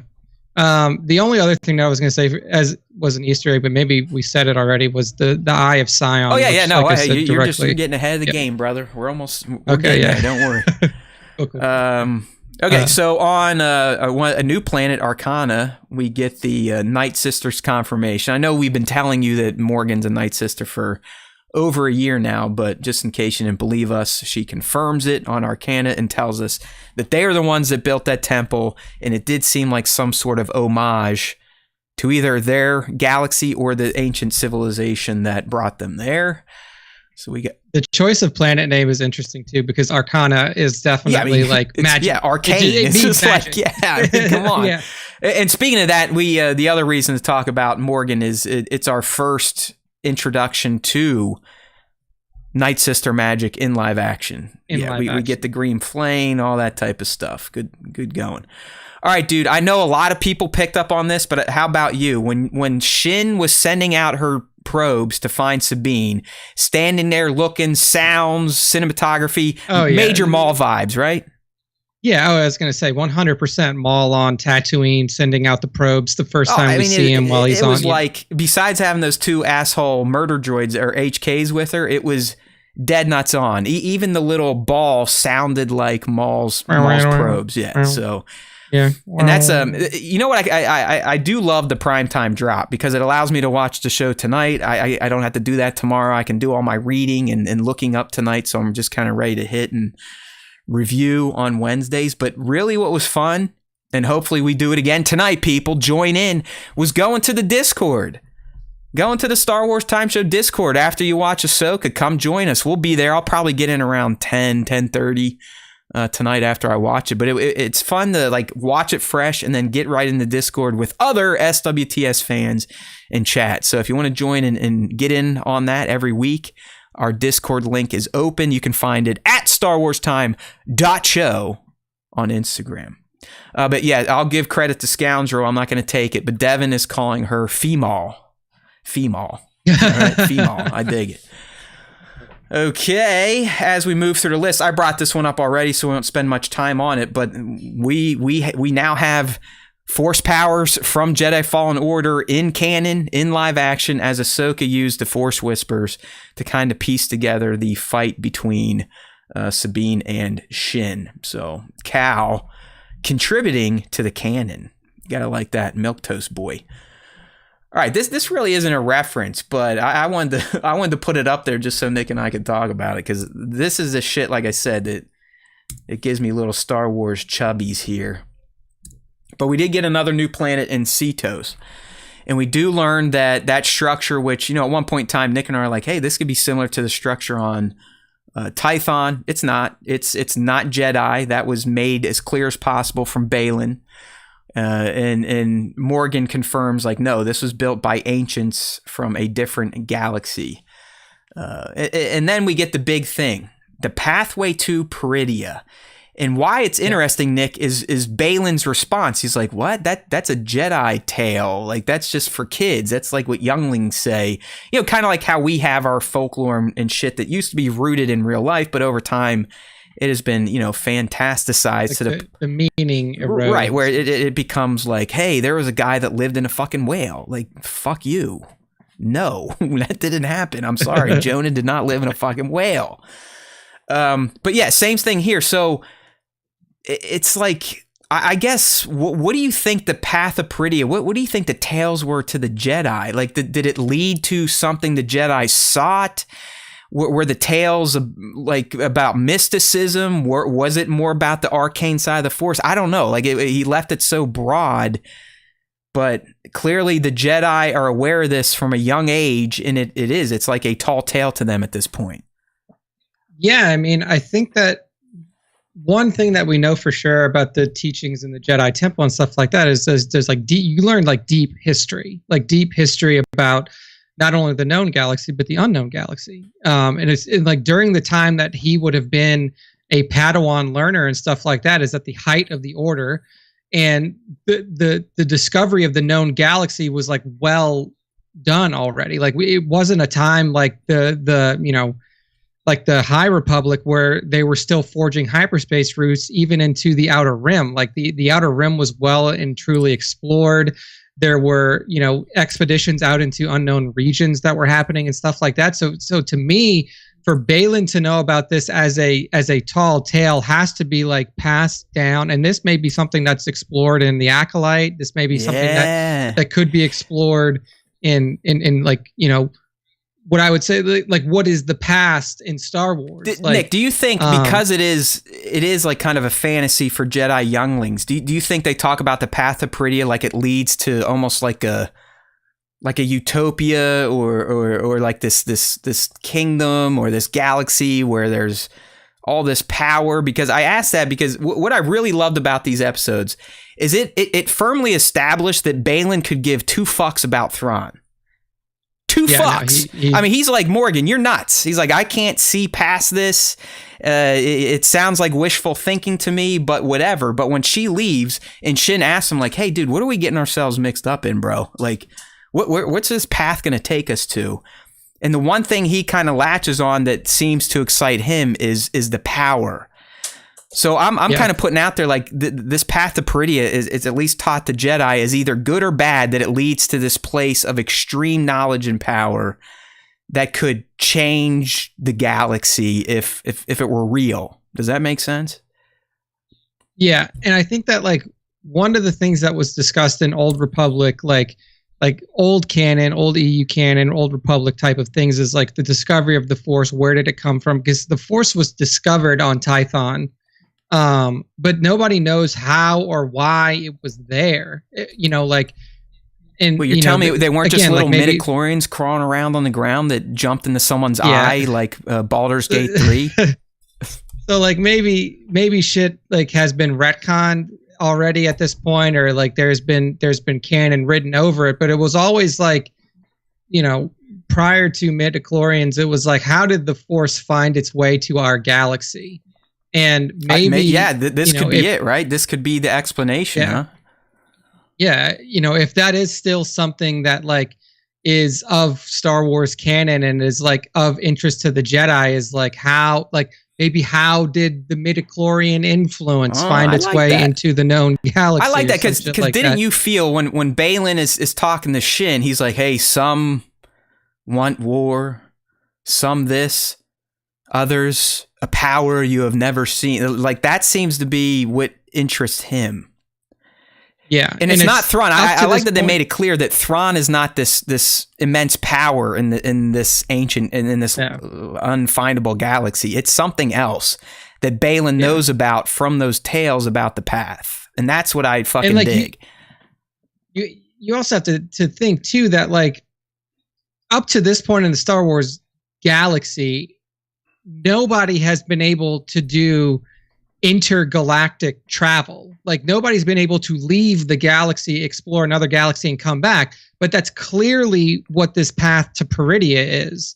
Like this path to Peridia is clearly a way of like a source of intergalactic travel that will take you from the known galaxy somewhere else. And the assumption is that somewhere else is like contains a civilization that had already visited, the known Star Wars galaxy before. So inherently, because of that, like at super advanced type of civilization, the power just in terms of like knowledge and technology would be high. But if the assumption is also that like these beings from this other galaxy like brought over force essence or influence into our galaxy, then that is dude, the ultimate source you could power. almost position it this way. This ancient civilization, they could be very similar to, I'm being a fuck off here, but they could be very similar to the aliens that came to Earth and taught people how to build pyramids and shit like that, right? And then they disappear. Yeah. And we're left to kind of grow into ourselves. So it's almost like this ancient civilization that they, like you said, they bring the force here and they're like, good luck. Let's see how you guys use it.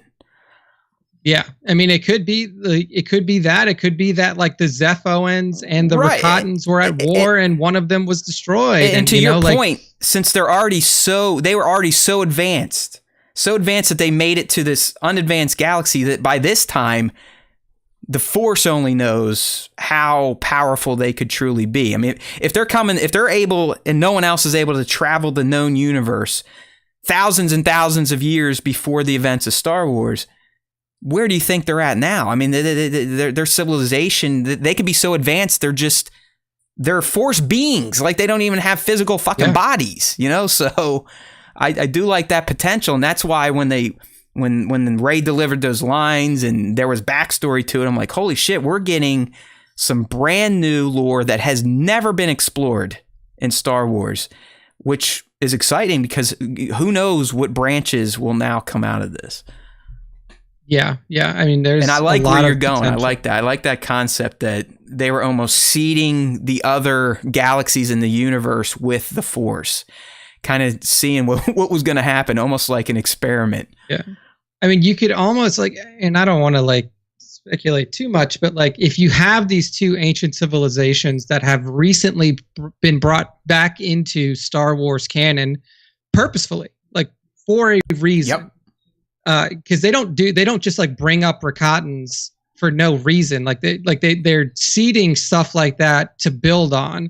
But if you have these two ancient civilizations, and we know that within the known Star Wars galaxy, there are two forces of mystical power, one of them used far more widely than the other with the Force. But then you also have the Night Sister magics, These were potentially two competing civilizations that were probably trying to both expand their influence into this galaxy, and then one of them won out over the other one.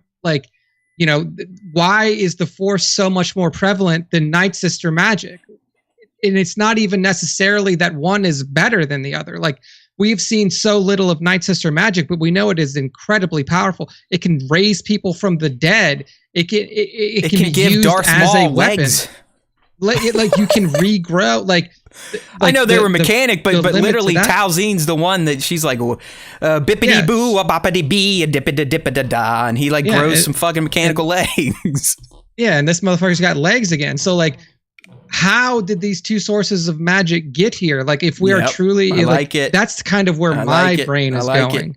No, I'm and that's kind of what I was getting at. I'm just stupid sometimes, but the way Balin was listen, we're in this for whatever fucking powers over there, because based on my tales as a little kid that Yoda used to tell me when I was going to bed, they've got some serious shit at the end of that path. Yeah. All right, dig it. Yeah, I love this type of stuff where it's just brand new Star Wars lore that is both going to reach back into existing Star Wars lore, but also potentially set up new Star Wars lore for the future. And I don't want to bring this up because I know this has been a hot topic for a long time. But what did Rian Johnson say that his trilogy was going to be about? New galaxy, new characters, new everything, new a galaxy that is completely unaffected by everything that has gone on in our current Star Wars galaxy. Now, for the first time ever, you've had a new galaxy truly introduced, not just a new planet, an entire new star system, an entire new galaxy where there is potential for the Force to have existed far longer than it has in the known Star Wars galaxy. And for there to be other sources of power and mysticism within that galaxy. And again, like we all know that Rian Johnson's thing is probably not going to happen, but like if there is some possibility that he comes back and actually does make a trilogy, it would be super interesting if like the seeds of what we're getting now were planted by him way back then. I could get down. I mean, yeah, I don't hate the man. I don't even hate the movie. But he ain't coming back. He doesn't need to at this point. I mean, he became his own George Lucas in the murder mystery genre, essentially. So yeah. He's fucking set, whether he wants to come back and play or not. All right, continuing on with our eggs and references. How about it? We got the Phantom in live action, looking beautiful. That little dingy ass ship that they stole at one point in time. You remember this is the Phantom too, right? There used to be another detachable ship that got fucked up. That's why you got to go watch your Rebels, people. And there it is, like Nick said, and Nick, I don't think it was a mistake either, even though it just looks like an oversized Jedi starfighter hyperspace ring. Yeah, it was the hyperspace. But, you know, she says it early on, go get the Eye of Sion, and it just makes sense. I mean, if you know the character Darth Sion, the dude's got something with his eye. So it literally is a spot-on fucking term to slip in there for us hardcore fans, right? I mean, what is it, Nick? I mean, the guy's got like one eye that's way larger than the other. I mean, is there backstory to that? I know he essentially keeps himself permanently almost dead, right? Like that's his thing. Yeah. I mean, his body is technically like decay. Like his body has come apart. Like if you look at Darth Sion, like his body is it's like cracking and it looks horrific. Yeah. Yeah, and he holds his whole essence together just through hatred, like through the dark side of the Force. Suck that, Vader! You can keep your limbs on, you little pussy. I mean, and as for like why the reference to Sion with a what we potentially look at right now as a hyperspace ring, I'm not 100% sure. I don't know like I can't remember the deep lore of Sion anymore because it's been so long since I looked into it. Like it was essentially like Darth Nihilus was the world, and he's like the world leader. He was the Lord of Hunger. Like he could literally siphon the Force energy from a planet by himself. Darth LVJ, the Force over there is called the Schwartz. Yeah, when they get to the end of the Path of Peridia, and you see, you see what's his name? Lone Star. Yeah, Lone Star. Lone Star and Darth Helmet. Yeah, and Dark Helmet. Shit.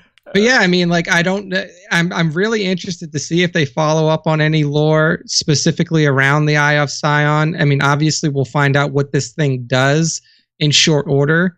But clearly this is something that's beyond just a standard. Yeah, I mean, this is what's going to allow them to travel the path, essentially. And yeah. I'll get into why. Clearly, you can't just use a normal ship. I mean, this thing has 9 hyperdrive engines, they said, something like that. Yeah. I mean, and that's what they were using. The Corellian shipyard was building, using the Super Star Destroyer parts to build a giant hyperspace. Yeah, so think about it. One Star Destroyer has a hyperdrive engine. This thing has 9. So they need that power. And here's what's going to happen.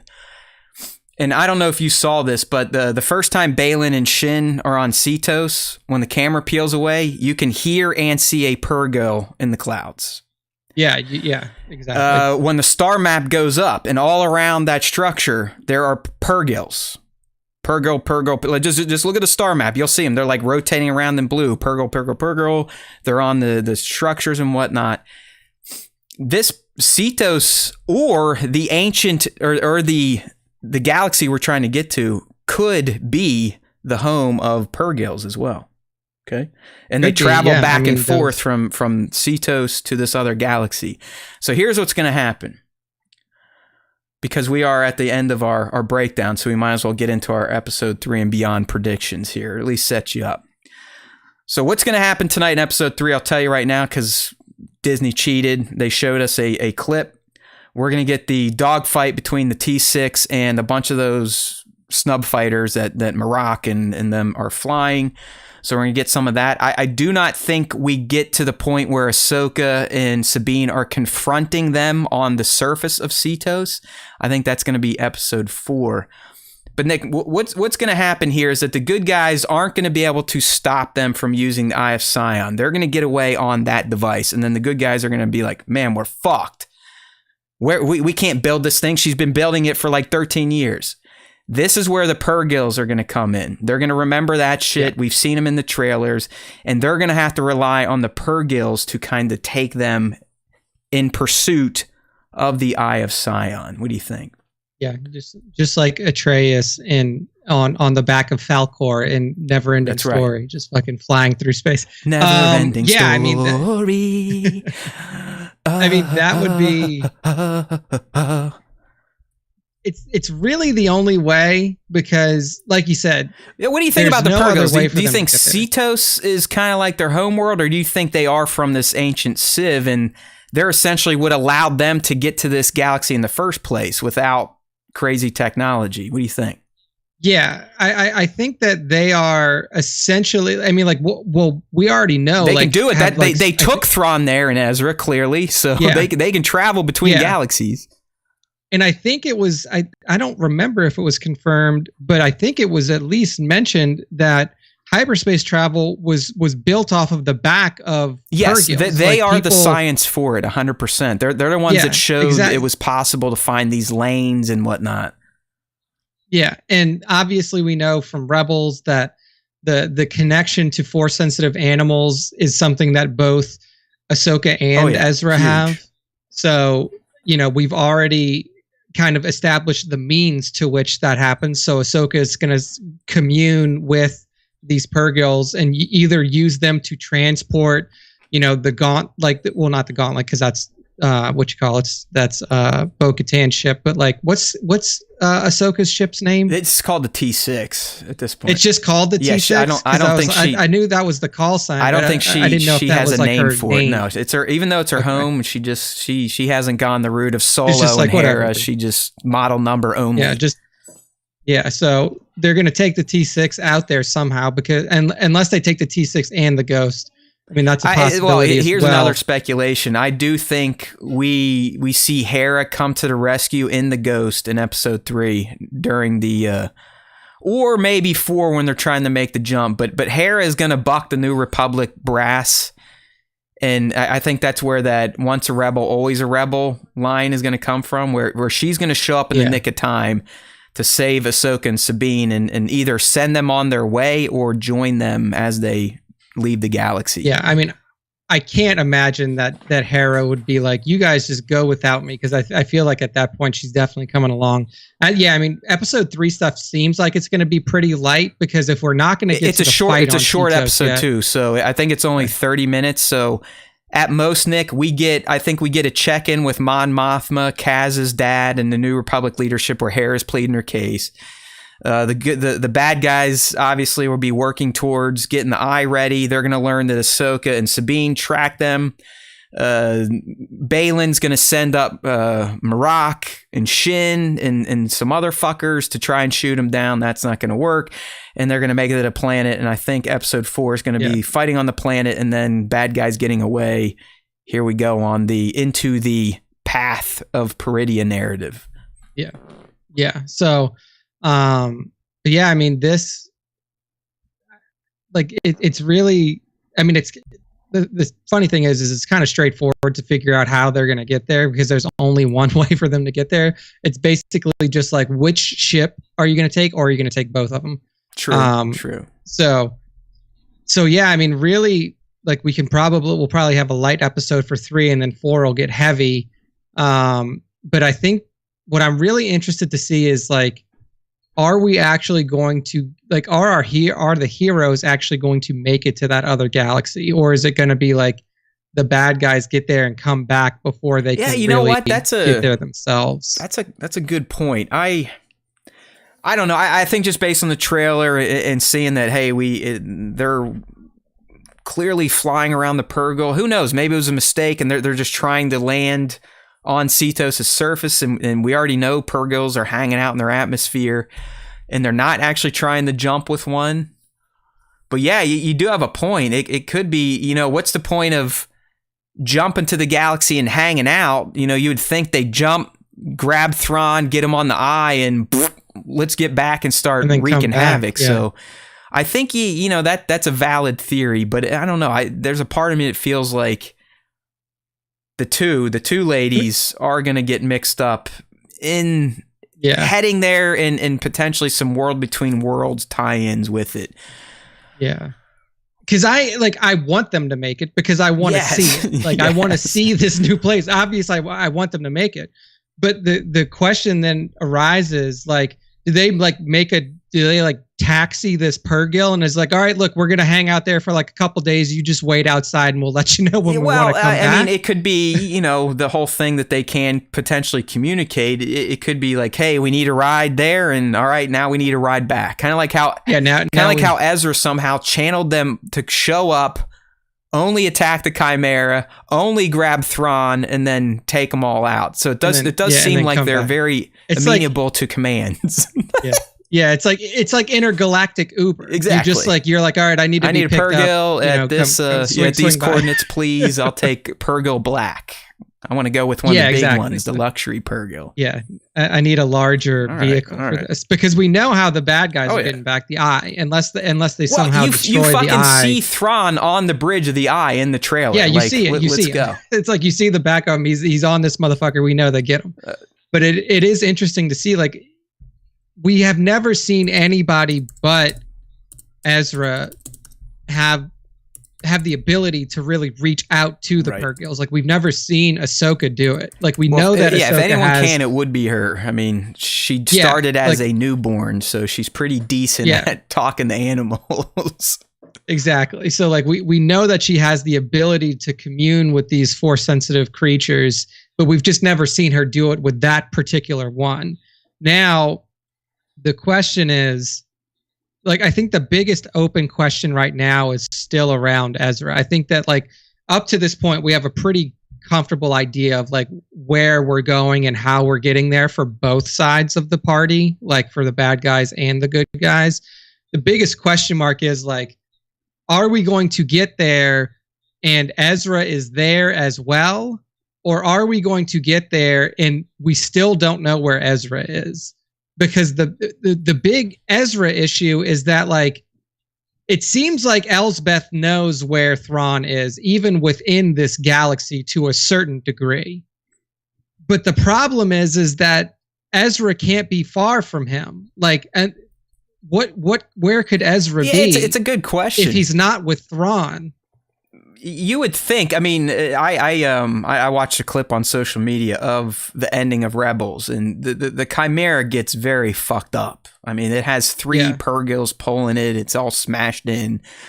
So you'd have to assume that once they get to this galaxy, that they had to find somewhere to either land or at least head down to ground. Yeah, I mean, like, did they get fucking popped into into an atmosphere? Like, because they took them from atmosphere. Like, literally, they disappear right above the city of Lothal. So you could assume they showed up right in the atmosphere of wherever they're at in this galaxy. Yeah, but you'd have to think that the ship needed to land at least if they're going to try to repair it. And at that point, you know, there's great case to be made that Ezra could get away and kind of start doing his own thing wherever the fuck they're at. But I would assume we're going to meet Thrawn on a planet and not in space. Who knows? I mean, that's my guess. Unless you could also argue the Chimera is fully fixed at this point in time too. Yeah, I mean, the Chimera could be fully repaired and he's still using that as, like, his home/flagship. But then it becomes an issue of, like, if Ezra's not with him, how do you even go about finding him? Like, your communications devices probably don't even work in this new galaxy. Like, so that's the confusing part, which leads me to believe that, like, in some way, shape, or form, my thought has always been, like, those two had to decide to be like, look, we're both fucked if we don't work together somehow. Like we don't even know where we are, much less anybody to contact to help us. So like you need to make a decision. Does one of us die here and then the other one, like, do we just fight to the death and then the one that lives just potentially dies here anyway? They have like a cock off. Or yeah, it's like, or do we decide to, like, now that we're in this unknown, like truly unknown space, do we decide to like put aside our differences for now in the favor of survival?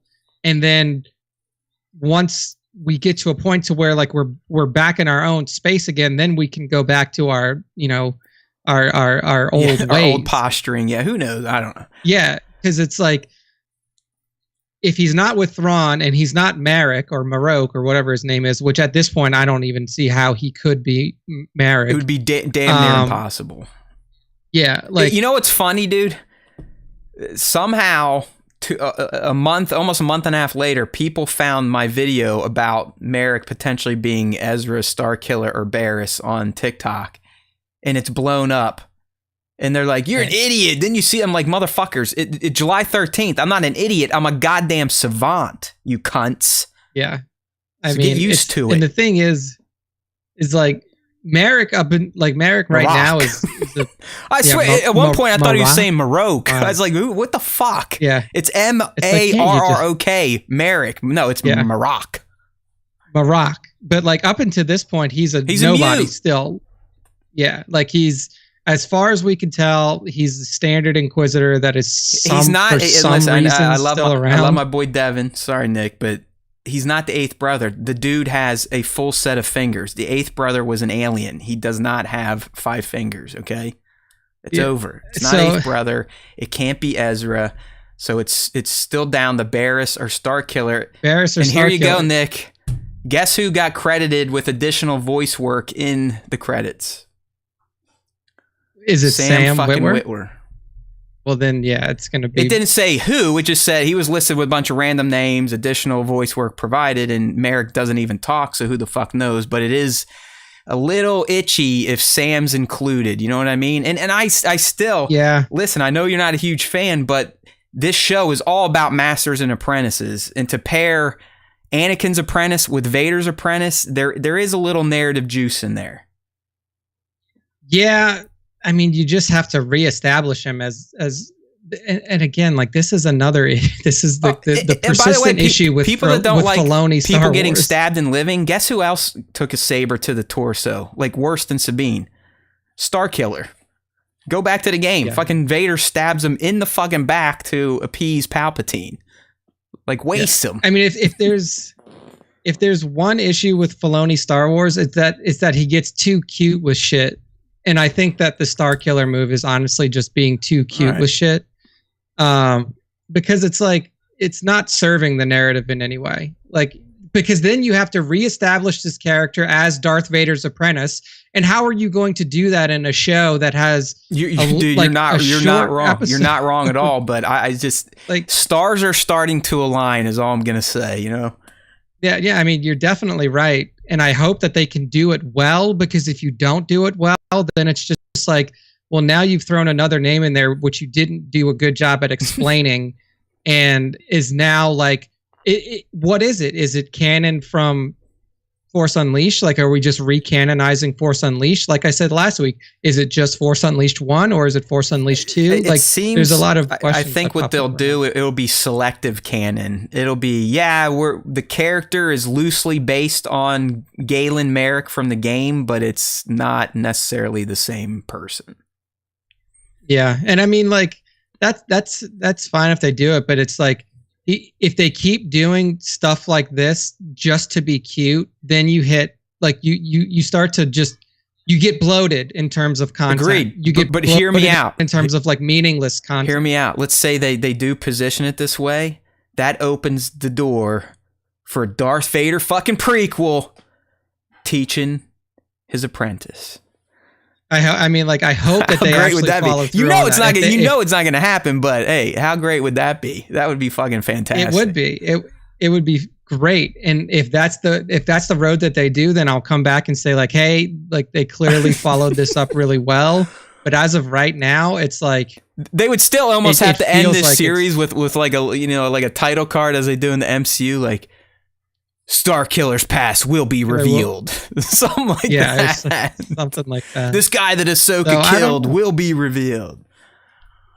I don't know. It'll be interesting to see. But this character up until this point is definitely positioned in a way where it's, regardless of who it is going to be really difficult to try to smash them in with all of the other stuff that's already happened. Ahsoka beasted him when she just did that casual sidestep to avoid his spinning blade of death. I did like that move. That was the one time Ahsoka looked really cool in this series. You know, he jumps on the ramp, calls his blade back, and she barely even tries to avoid it. Like, that is the perfect moment to be like stoic and have no emotion. Look like a fucking to just boss. Be like, what?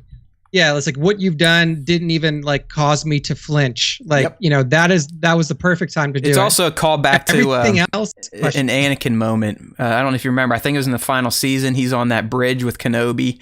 Kenobi's forces are pinned down. Yeah, and he's just standing there, like barely.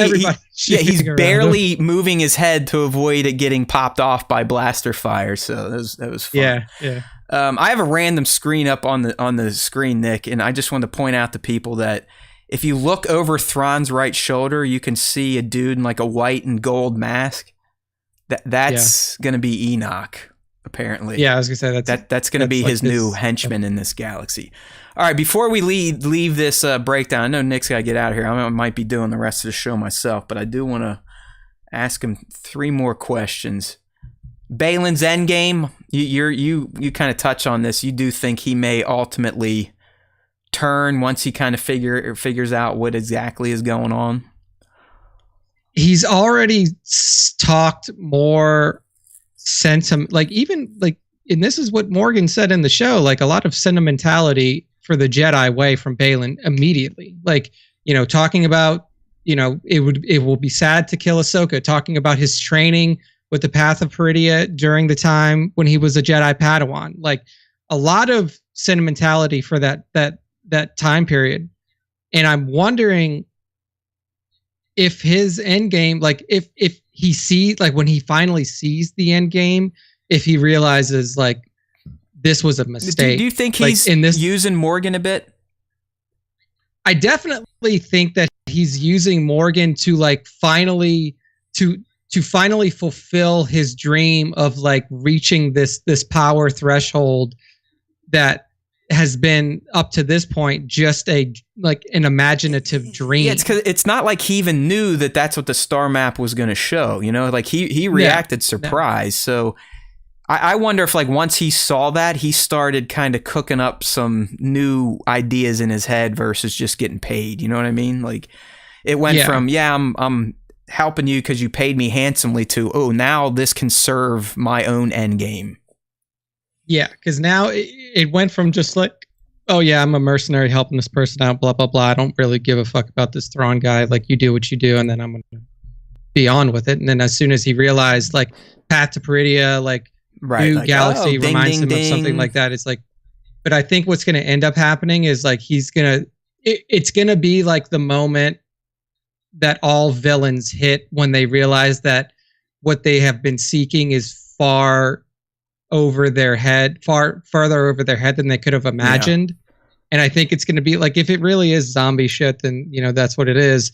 But I feel like for somebody who does have sentimentality for the Jedi way, even at this point, he's going to see something like that and he's going to be like, this cannot be allowed to come into our galaxy.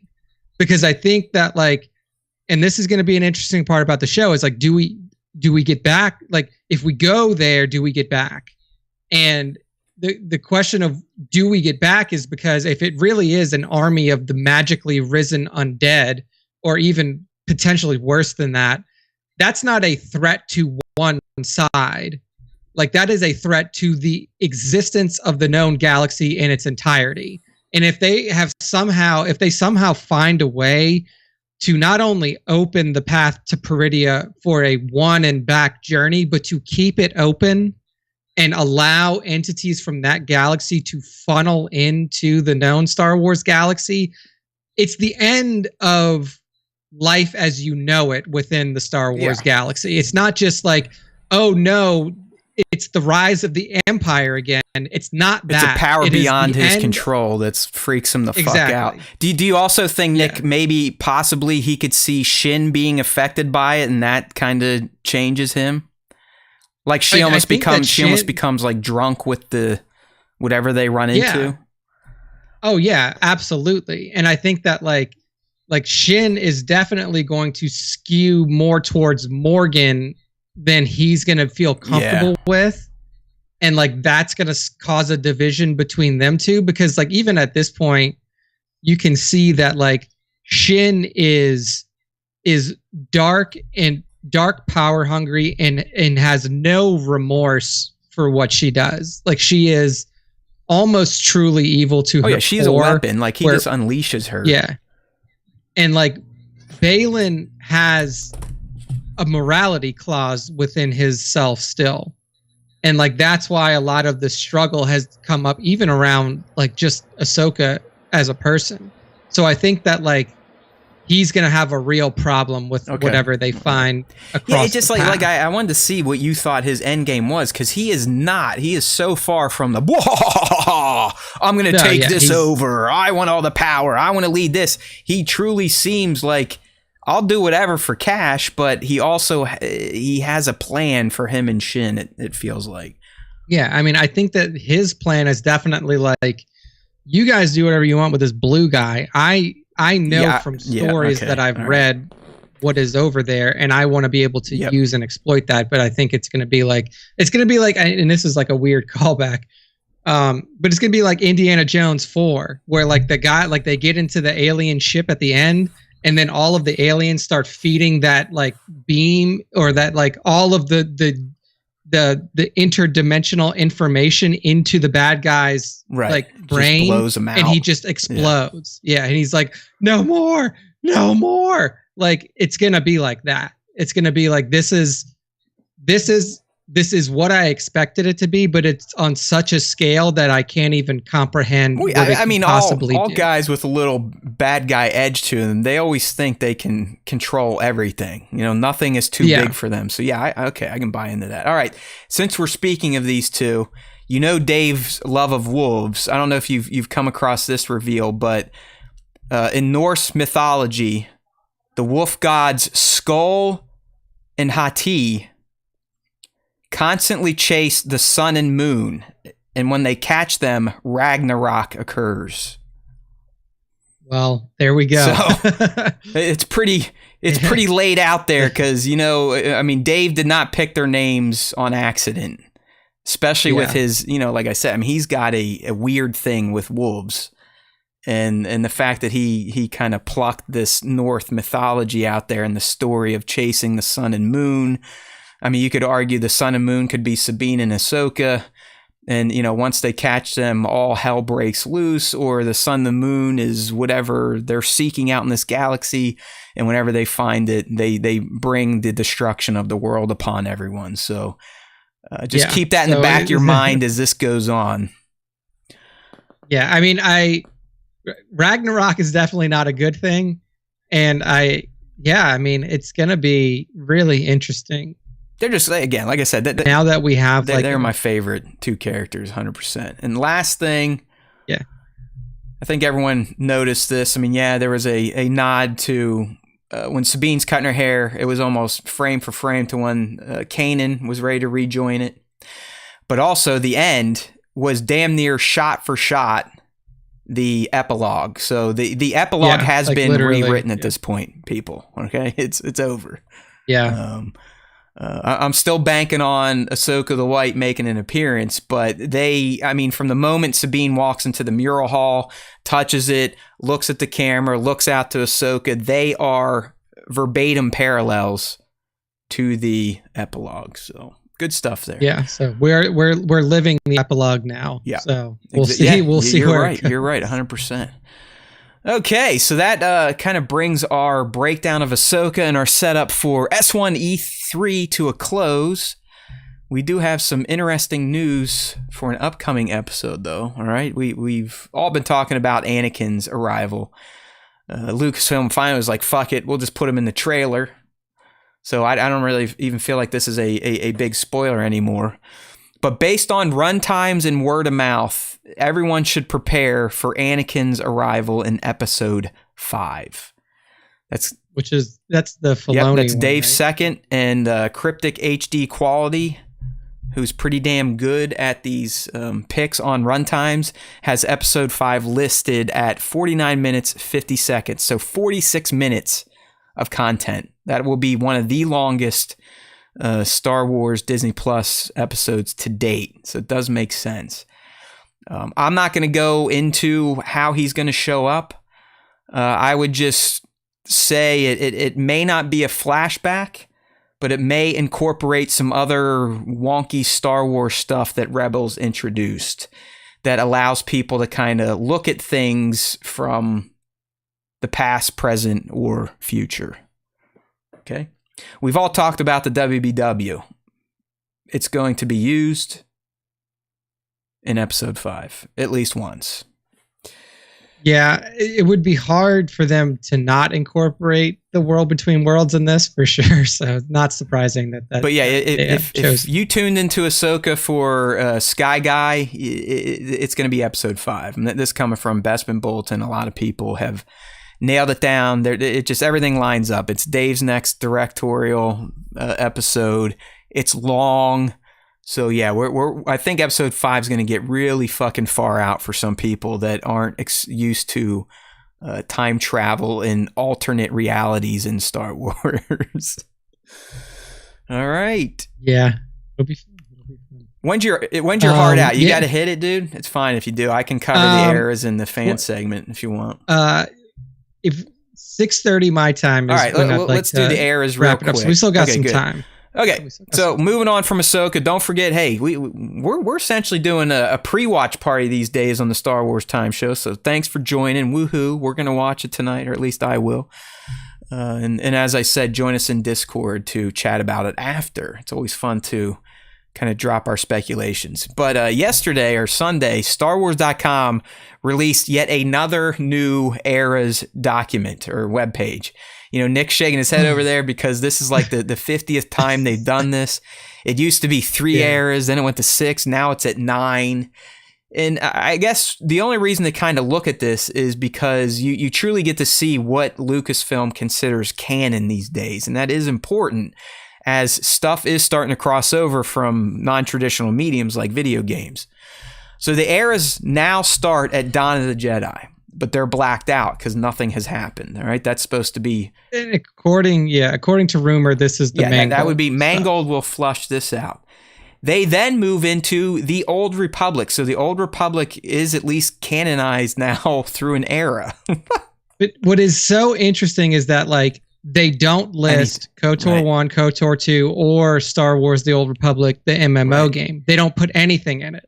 So I don't know if they have just decided to not like canonize those yet, because they do have video games that are included in these. Like breakdowns. I said, that's one of the reasons we're talking about this, because they are now considering modern Star Wars video games as canon. As we said, some of the stuff from Fallen Order that Respawn kicked out is now Jedi powers in the Star Wars universe. So from the Old Republic, we then go to the High Republic. This is the golden era, all right? You got to remember that you had the Dawn of the Jedi, everything's great. The Old Republic are where the Jedi split, and that's where the Sith come from.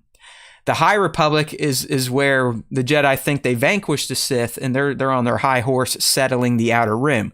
But this is where we start to get non-traditional properties. So Star Wars, the High Republic, comics, books, you name it, all canon for that era.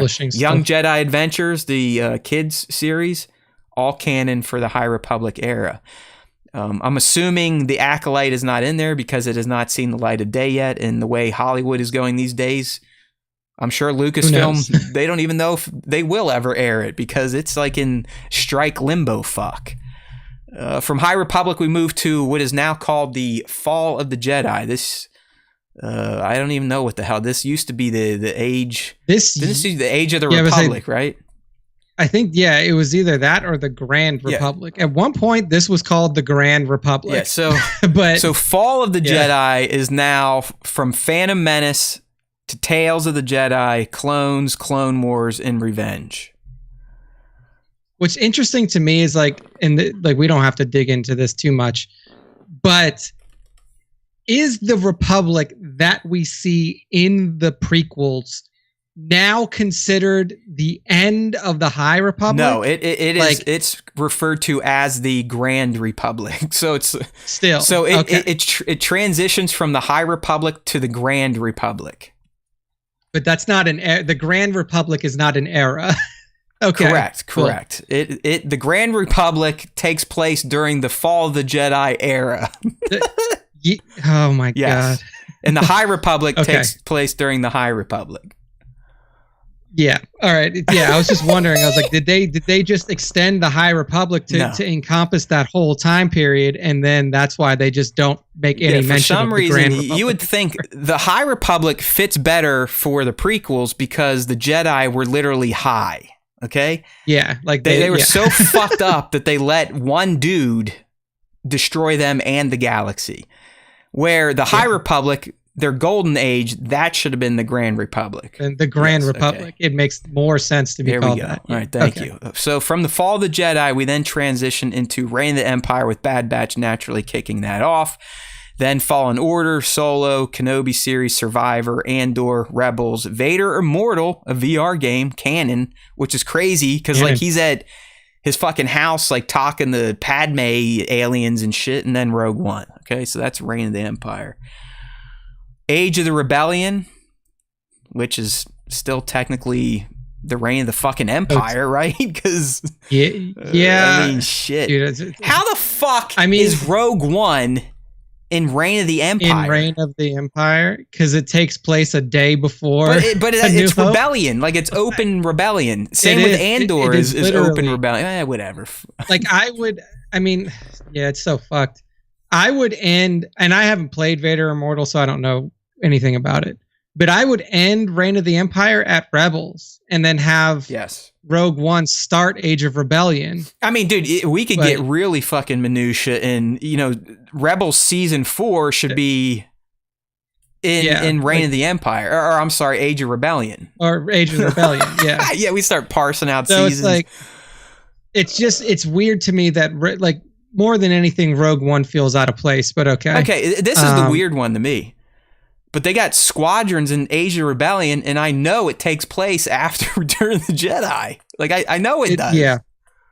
But I guess Battlefront 2, I guess technically Operation Cinder, the Empire still operates for what, 3 or 4 years? That one kind of lives in both worlds, though, because that campaign is split. Like, it's split with Operation Sin, it starts the Battle of Endor, right? Like Iden starts on the Battle of Endor. Yeah, and then there's the deployment of Operation Cinder, and then there's like a gap. There's like a 2-year gap in that campaign, and then you come back to it. Well, so, Squadrons is all set after Return of the Jedi, but I think it's like the final military battle to get rid of the strong remnant, I guess. Yeah, but I thought that in Battlefront 2, at the last half of that campaign, the New Republic had already been established. No. Even in Squadrons, you have the New Republic for sure. I mean, Hera's a general. You're listening to her, and yada yada yada. No doubt. That's what. Okay. It's the same thing with Rebels. It's hey, part of the game should have its toe dipped in the Rebellion pool. Part of the game should have its toe dipped in the Republic. Yeah, I mean, I definitely think Squadron should be New Republic. Yes, 100%. Like Battlefront 2, fine, it takes place in both eras, but Squadron should be New Republic. So New Republic technically doesn't kick off until Mando, and then you got Book of Boba and Ahsoka. Rise of the First Order, my buddy Kaz in Star Wars Resistance, the trilogy, and Tales from Galaxy's Edge, another VR experience. Again. Yeah, VR game, and then New Jedi Order. So the eras are bookended by the supposedly 2 new movies that will never see the light of day. Yeah, I mean, we'll see if those actually happen. So there you go. We went from 2 eras to 3 eras to 6. Now we're at 9. So Yeah. I mean, they all have their own logo. Because you got to give them that, right? They all got their own logo, and they are distinctive in terms of like what is occurring during these eras. But I really do feel like the age, like it's from Reign of the Empire through New Republic, shit gets a little like you could definitely debate it. It's a little close. I would even say that like Reign of the Empire and Age of Rebellion should just be it should one. Be its era, yeah. Yeah, like it should be one era. Yeah, because the rebellion pretty much starts. We see it. I mean, it starts during Bad Batch. That's only a year or two after the fucking Empire takes over. Yeah, so like to me, like Bad Batch and Jedi Fallen Order should be in Fall of the Jedi. You start Reign of the Empire at Solo, and then everything from Solo through Battlefront 2 should be in the same era. Like, I mean, I know that they really want to distinguish between like the true rise of the rebellion and like the fall of the Empire and like the time where the Empire was at its strongest. But the delineation between those is so small that like, I don't know. Yeah, I mean, I guess that's fine. Dude, it seems that this was their measuring stick was, hey, if it took place 5 years before the Battle of Yavin, it's Reign of the Empire. Straight up. Yeah. And that's where we're at. Yeah. So, I mean, like as it's broken down now, it's like it's fine. But like I would move Rogue into Age of Rebellion. I would move Squadrons into New Republic. And then, I mean... Yeah, I think everything else. I'll tell you what, we bitch and moan about Disney and Star Wars, but if you do look at this, they have added to the canon, if anything. I mean, they bought it with 6 movies and a cartoon. So, I mean, yeah, and like look at everything now. They've added so much. We now have 9 fucking eras. I mean, granted, not everything's perfect, but at least they didn't EA the fuck out of it like EA did with the video game licenses. So. There's that. True. I guess we're getting something. Yeah. So fun times for those of you who are trying to track eras in Star Wars. Just give it another 2 years, and that will change again. We'll be up to 12 at this point when Rey's movie kicks off.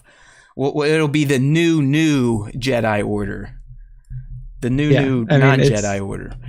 All right, people. So we can get young Nick out of here to take his lady love out. We are moving into our fan segment for E275. We do it every week. One of the only asshat podcast to dedicate a segment to its fans. We start with the question of the week, which was very under-responsed, but we will cover it. The question goes up on Instagram at StarWarsTime.show on Tuesdays.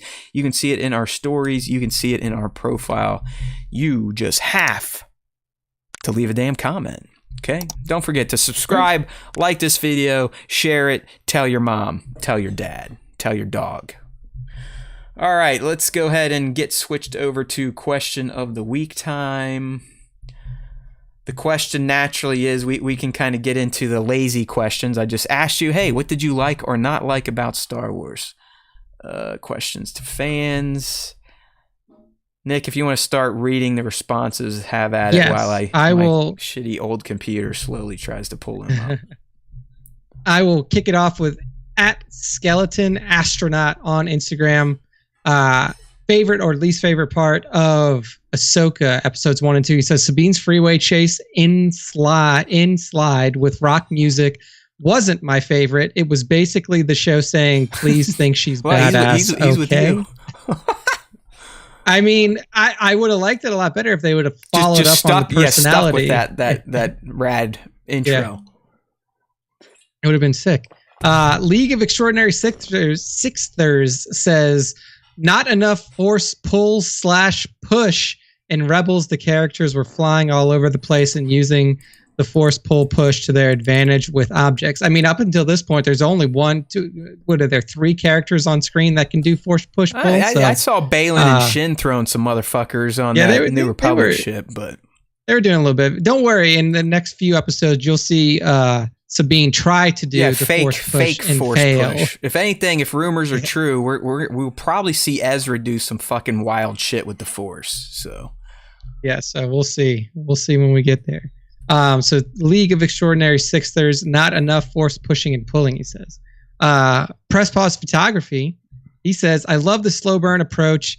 Getting to know these characters and the situation before the fuse goes off is a great choice, and I can't wait to see how it pays off. The villains in particular are really intriguing, and I love the time we're spending with them. Can't wait to learn more. Costume and set design that are is also one thing. fantastic. He brings up a good point that this show does feel like they're giving equal time to the good guys and villains. Like they're developing them both with the same pace. It's not just, hey, all good guys and then the bad guys are like, So, yeah, it's like you just check in for like the they're like mixing update. an evil potion or shooting someone, that type of shit. Yeah, so they have been given good time. Bango31 says, little bit of a cheap at any time Balin was on screen. Love his character so far. Also loved to see E-Wings on screen for the first time. Can't think of anything I don't like. Thought it was a very solid premiere. All right. And then Bat hits us with 2 gifts. One, I'll tell you, was He-Man doing having the power of Grayskull, and the other was Shin whipping out her lightsaber. So yeah, I mean, Shin was definitely maybe a Bat was on some acid when he was dropping them down. But I'm guessing he liked the blade action. Yeah, he likes the fighty, slashy. One thing I will say about Shin, and the way that I know she's gonna like really go tweaked out bad. Shin has crazy eyes. Oh yeah. And like, if you've ever looked at somebody for the first time and like looked at their eyes and be like, this motherfucker is nuts. Like that's Shin. Like Shin, you can look at her and be like, she is unstable to a degree that nobody else in this show really is to this point. Balin doesn't have that like instability that you see. Like Shin is like a fuse that just got lit. And it's just, and she's going to explode sometime soon. All right. And then the last one here, fantastic handle alert, by the way. Fantastic handle. So, you can take it multiple ways. There's definitely a double entendre here. Playing with my 375. That's what I say all the time. 4 inches is fine. He says, least favorite part is that I haven't seen it yet. My favorite part is that I haven't had it spoiled yet. I mean, it is. There have been a surprising lack of spoilers out there because I wasn't as intent on not going on the internet like I usually am between like the drop and when I watched it, because I just watched the episodes today. So I like always watch them on the day of on the day we record for like a fresh perspective on like, this is how I feel on things. And I didn't get much, if anything, spoiled. There really wasn't anything too spoiled, really. Like, yeah, I mean, most of it was trailer based, and anything else that wasn't, it wasn't like a what? Oh yeah, it wasn't like a huge reveal. It's or all something set up, like Connor said. I mean, I do like the slow burn, like he said. There is going to be a fuse that eventually is going to light go off, and here we go off to the races. All right. Yeah, great handle. Always love getting a new handle in there. That is playing with my 375. Why couldn't I be clever with handles? Good. All right. All right. And now that we're finished with the fan question of the week, we're going to move on to the top 5 Star Wars artist fan features of the week. So in order to get involved with this little segment here, make sure to tag at StarWarsTime.show on all of your Star Wars Instagram posts. That's how you get on our radar. That's where I pick the top 5 from. So make sure to do that. Make sure everyone heard that, okay? Nick only pulls these from ad tag. I call from everywhere with my little daily videos. The man himself, if you want your glory on Tuesday nights, ad tag at StarWarsTime.show. And we have seen an uptick. People are using the ad tag more. We're getting your pleas are working. A lot. Your pleas are working. Yeah. So tell your friends out there if they are Star Wars artists and or photographers to tag at Star Wars Time Show. You could find yourself on this here little segment, and then also toss the hashtag Star Wars Time Show on there as well, because I think we're over 150,000 uses of the hashtag. We're in the 160s, brother. There we go, 160,000 uses. So beautiful stuff. All right, first up in the top 5 is at Federico_Buble. On the Instagram, and what we have here is an excellent shot of our favorite clone, Captain Rex, and some Phase 1 boys behind him. This is probably at the height of the Republic era, the Grand Republic era, even though it's not an era anymore. The Grand Republic, and it's just a great action shot of Rex. You can see that the weathering on the figure is actually what first really caught my eye here, because I don't know if it came weathered like this or Federico. That's did aftermarket that. For sure. He probably did a little shoe polish wash on that bad boy. Nick, looking at this again, I mean, that the pure Phase 1 helmet with the fin is fucking dope. I love it. I love it. It's my favorite. Yeah, I think you're right for just a pure clone. But do you not appreciate that Rex kind of asked for a hybrid? Yeah, because he kept the Phase 1 visor. He kept a little bit of the fin, but the bottom is more shaped like a Phase 2 helmet. It is like he definitely had a custom make. He went to the Republic armor and was like, "Look, man, I need something that fits me." My personality a little bit more. I think you're right. Just the pure Phase 1. I mean, it has the Mandalorian kind of ties to it. Maybe Jango had a little input on their armor early on, but I don't know. Either way, great shot from Federico _Buble, Buble. That's right. Good stuff. Next up is at Trooper _Outpost. And he has set this photo on the forest moon of Endor, if you see, right? That's where it's located. So these are two stormtroopers working their way through the dense jungles of Endor. They definitely look lost. If I could, big surprise, maybe put fucking bucket heads fucking up. It's like what? Like one of them is just kind of like looking off in the distance. It's like based off of this map, there's a big ass mountain. Like, it's supposed to be there, like, Bob. Well, I don't know, Joe. Maybe we made a wrong turn. Clearly, they've been bushwhacking their way through the jungle based off of the weathering that we see on their armor. They have their communicator backpacks on as well. Doesn't seem like they can get in touch with their squad leader at all, and they're just kind of wandering around the forest moon of Endor with no clue where they're going. But I mean, like, what really makes this, I think, it's excellent depth of field in terms of like the environmentals of the shot itself, excellent weathering. The posing is great as well. Just overall, it really does feel like these guys are just like out in the bush, kind of like trying to figure out where to go. Not again. You're never allowed to be patrol leader, Bill. Hey, once again, it just shows you how fucking cool the Empire looked, if anything. Like, I'm sorry, stormtroopers might be bozos, but those fucking helmets kick ass. They look sick. All right. So that was at Trooper _Outpost on Instagram. Next up, this is an awesome shot from at JKhaled _M on Instagram. And it's a portrait up close and personal shot. ESB Luke right after his run-in with the Wampa. You can see the big bloody scar right on his face, still fresh.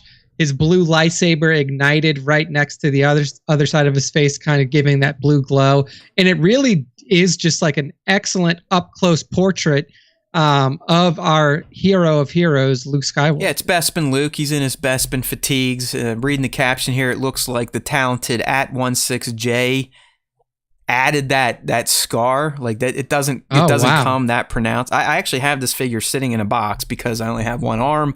I've not really been able to enjoy my Hot Toys coming in. I got the lovely Boba Cad Bane.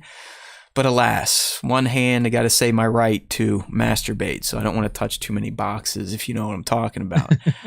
But yeah, I mean, it's a kick-ass figure. I do like portraits, obviously. That's kind of my thing. And I want to get back to them. I got a lineup of lovely-looking Hot Toys that need their photos taken. But alas, I'm an asshole that likes to break myself, so I got to wait until I get two arms back. But that's our buddy JKhaled _M on Instagram. Good stuff. And to close out the top 5 for this week is Darth Don Dada. He's been putting out some good work recently, and this shot here is of the best baddie in the Star Wars universe, Darth Vader. And it's the way that this shot is lit with the red light all around Vader, the red lightsaber ignited, the cape whipping as he walks along, and what we have never really seen Vader with in any property, or like that we've really seen him use, is a Sith holocron floating right above his hand, seeking the knowledge of the dark side of the Force, probably early on in his days as Vader. Would definitely be an interesting subject for a show. Wink, wink. Disney Plus. Wink, wink. Yeah. Let's see if we can make it happen. We've laid down multiple ideas for a Vader show. I mean, hey, if Starkiller does become a thing, what better way to tell his backstory than a mini series featuring Vader trying to get one up on Sheev? But never gonna fucking happen. So, oh well. But yeah, anytime we get a Vader shot, I'm a fan. I actually featured this today, so Nick and I are aligned here. It looks like a great use of practical and digital from our buddy at Darth Don Dada. Yeah, it was. I think great you got stuff. one. So you that got is one more, Nick. Oh no, yeah, there is one more. That is not the end of the top. There's one more. This from at 97_parsecs_photography. You know who that is. One of our favorites here, Robbie Day. And this shot here is of stormtroopers on the battlefield. This is, I believe that this clone troopers on the battlefield. Yep. I'm sorry, he's recreating the Umbara arc from the Clone Wars, which tends to be a favorite with most Clone Wars fans because it's all about the clones, the 501, and this Krell Jedi General fuckhead.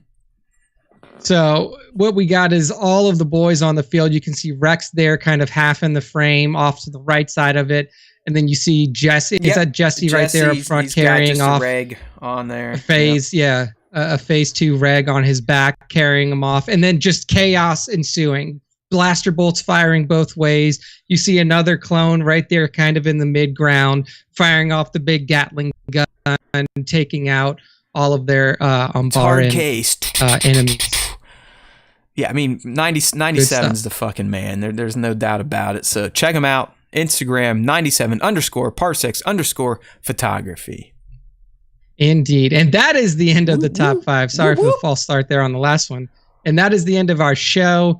Thank you all for tuning in and listening this week. I hope that the Ahsoka enjoyment continues for all of you. But Matt, go ahead and close us on. Nick's getting out of here. Have fun. We will do it again next week. But as he said, you just got through the first ever Star Wars Time Show pregame.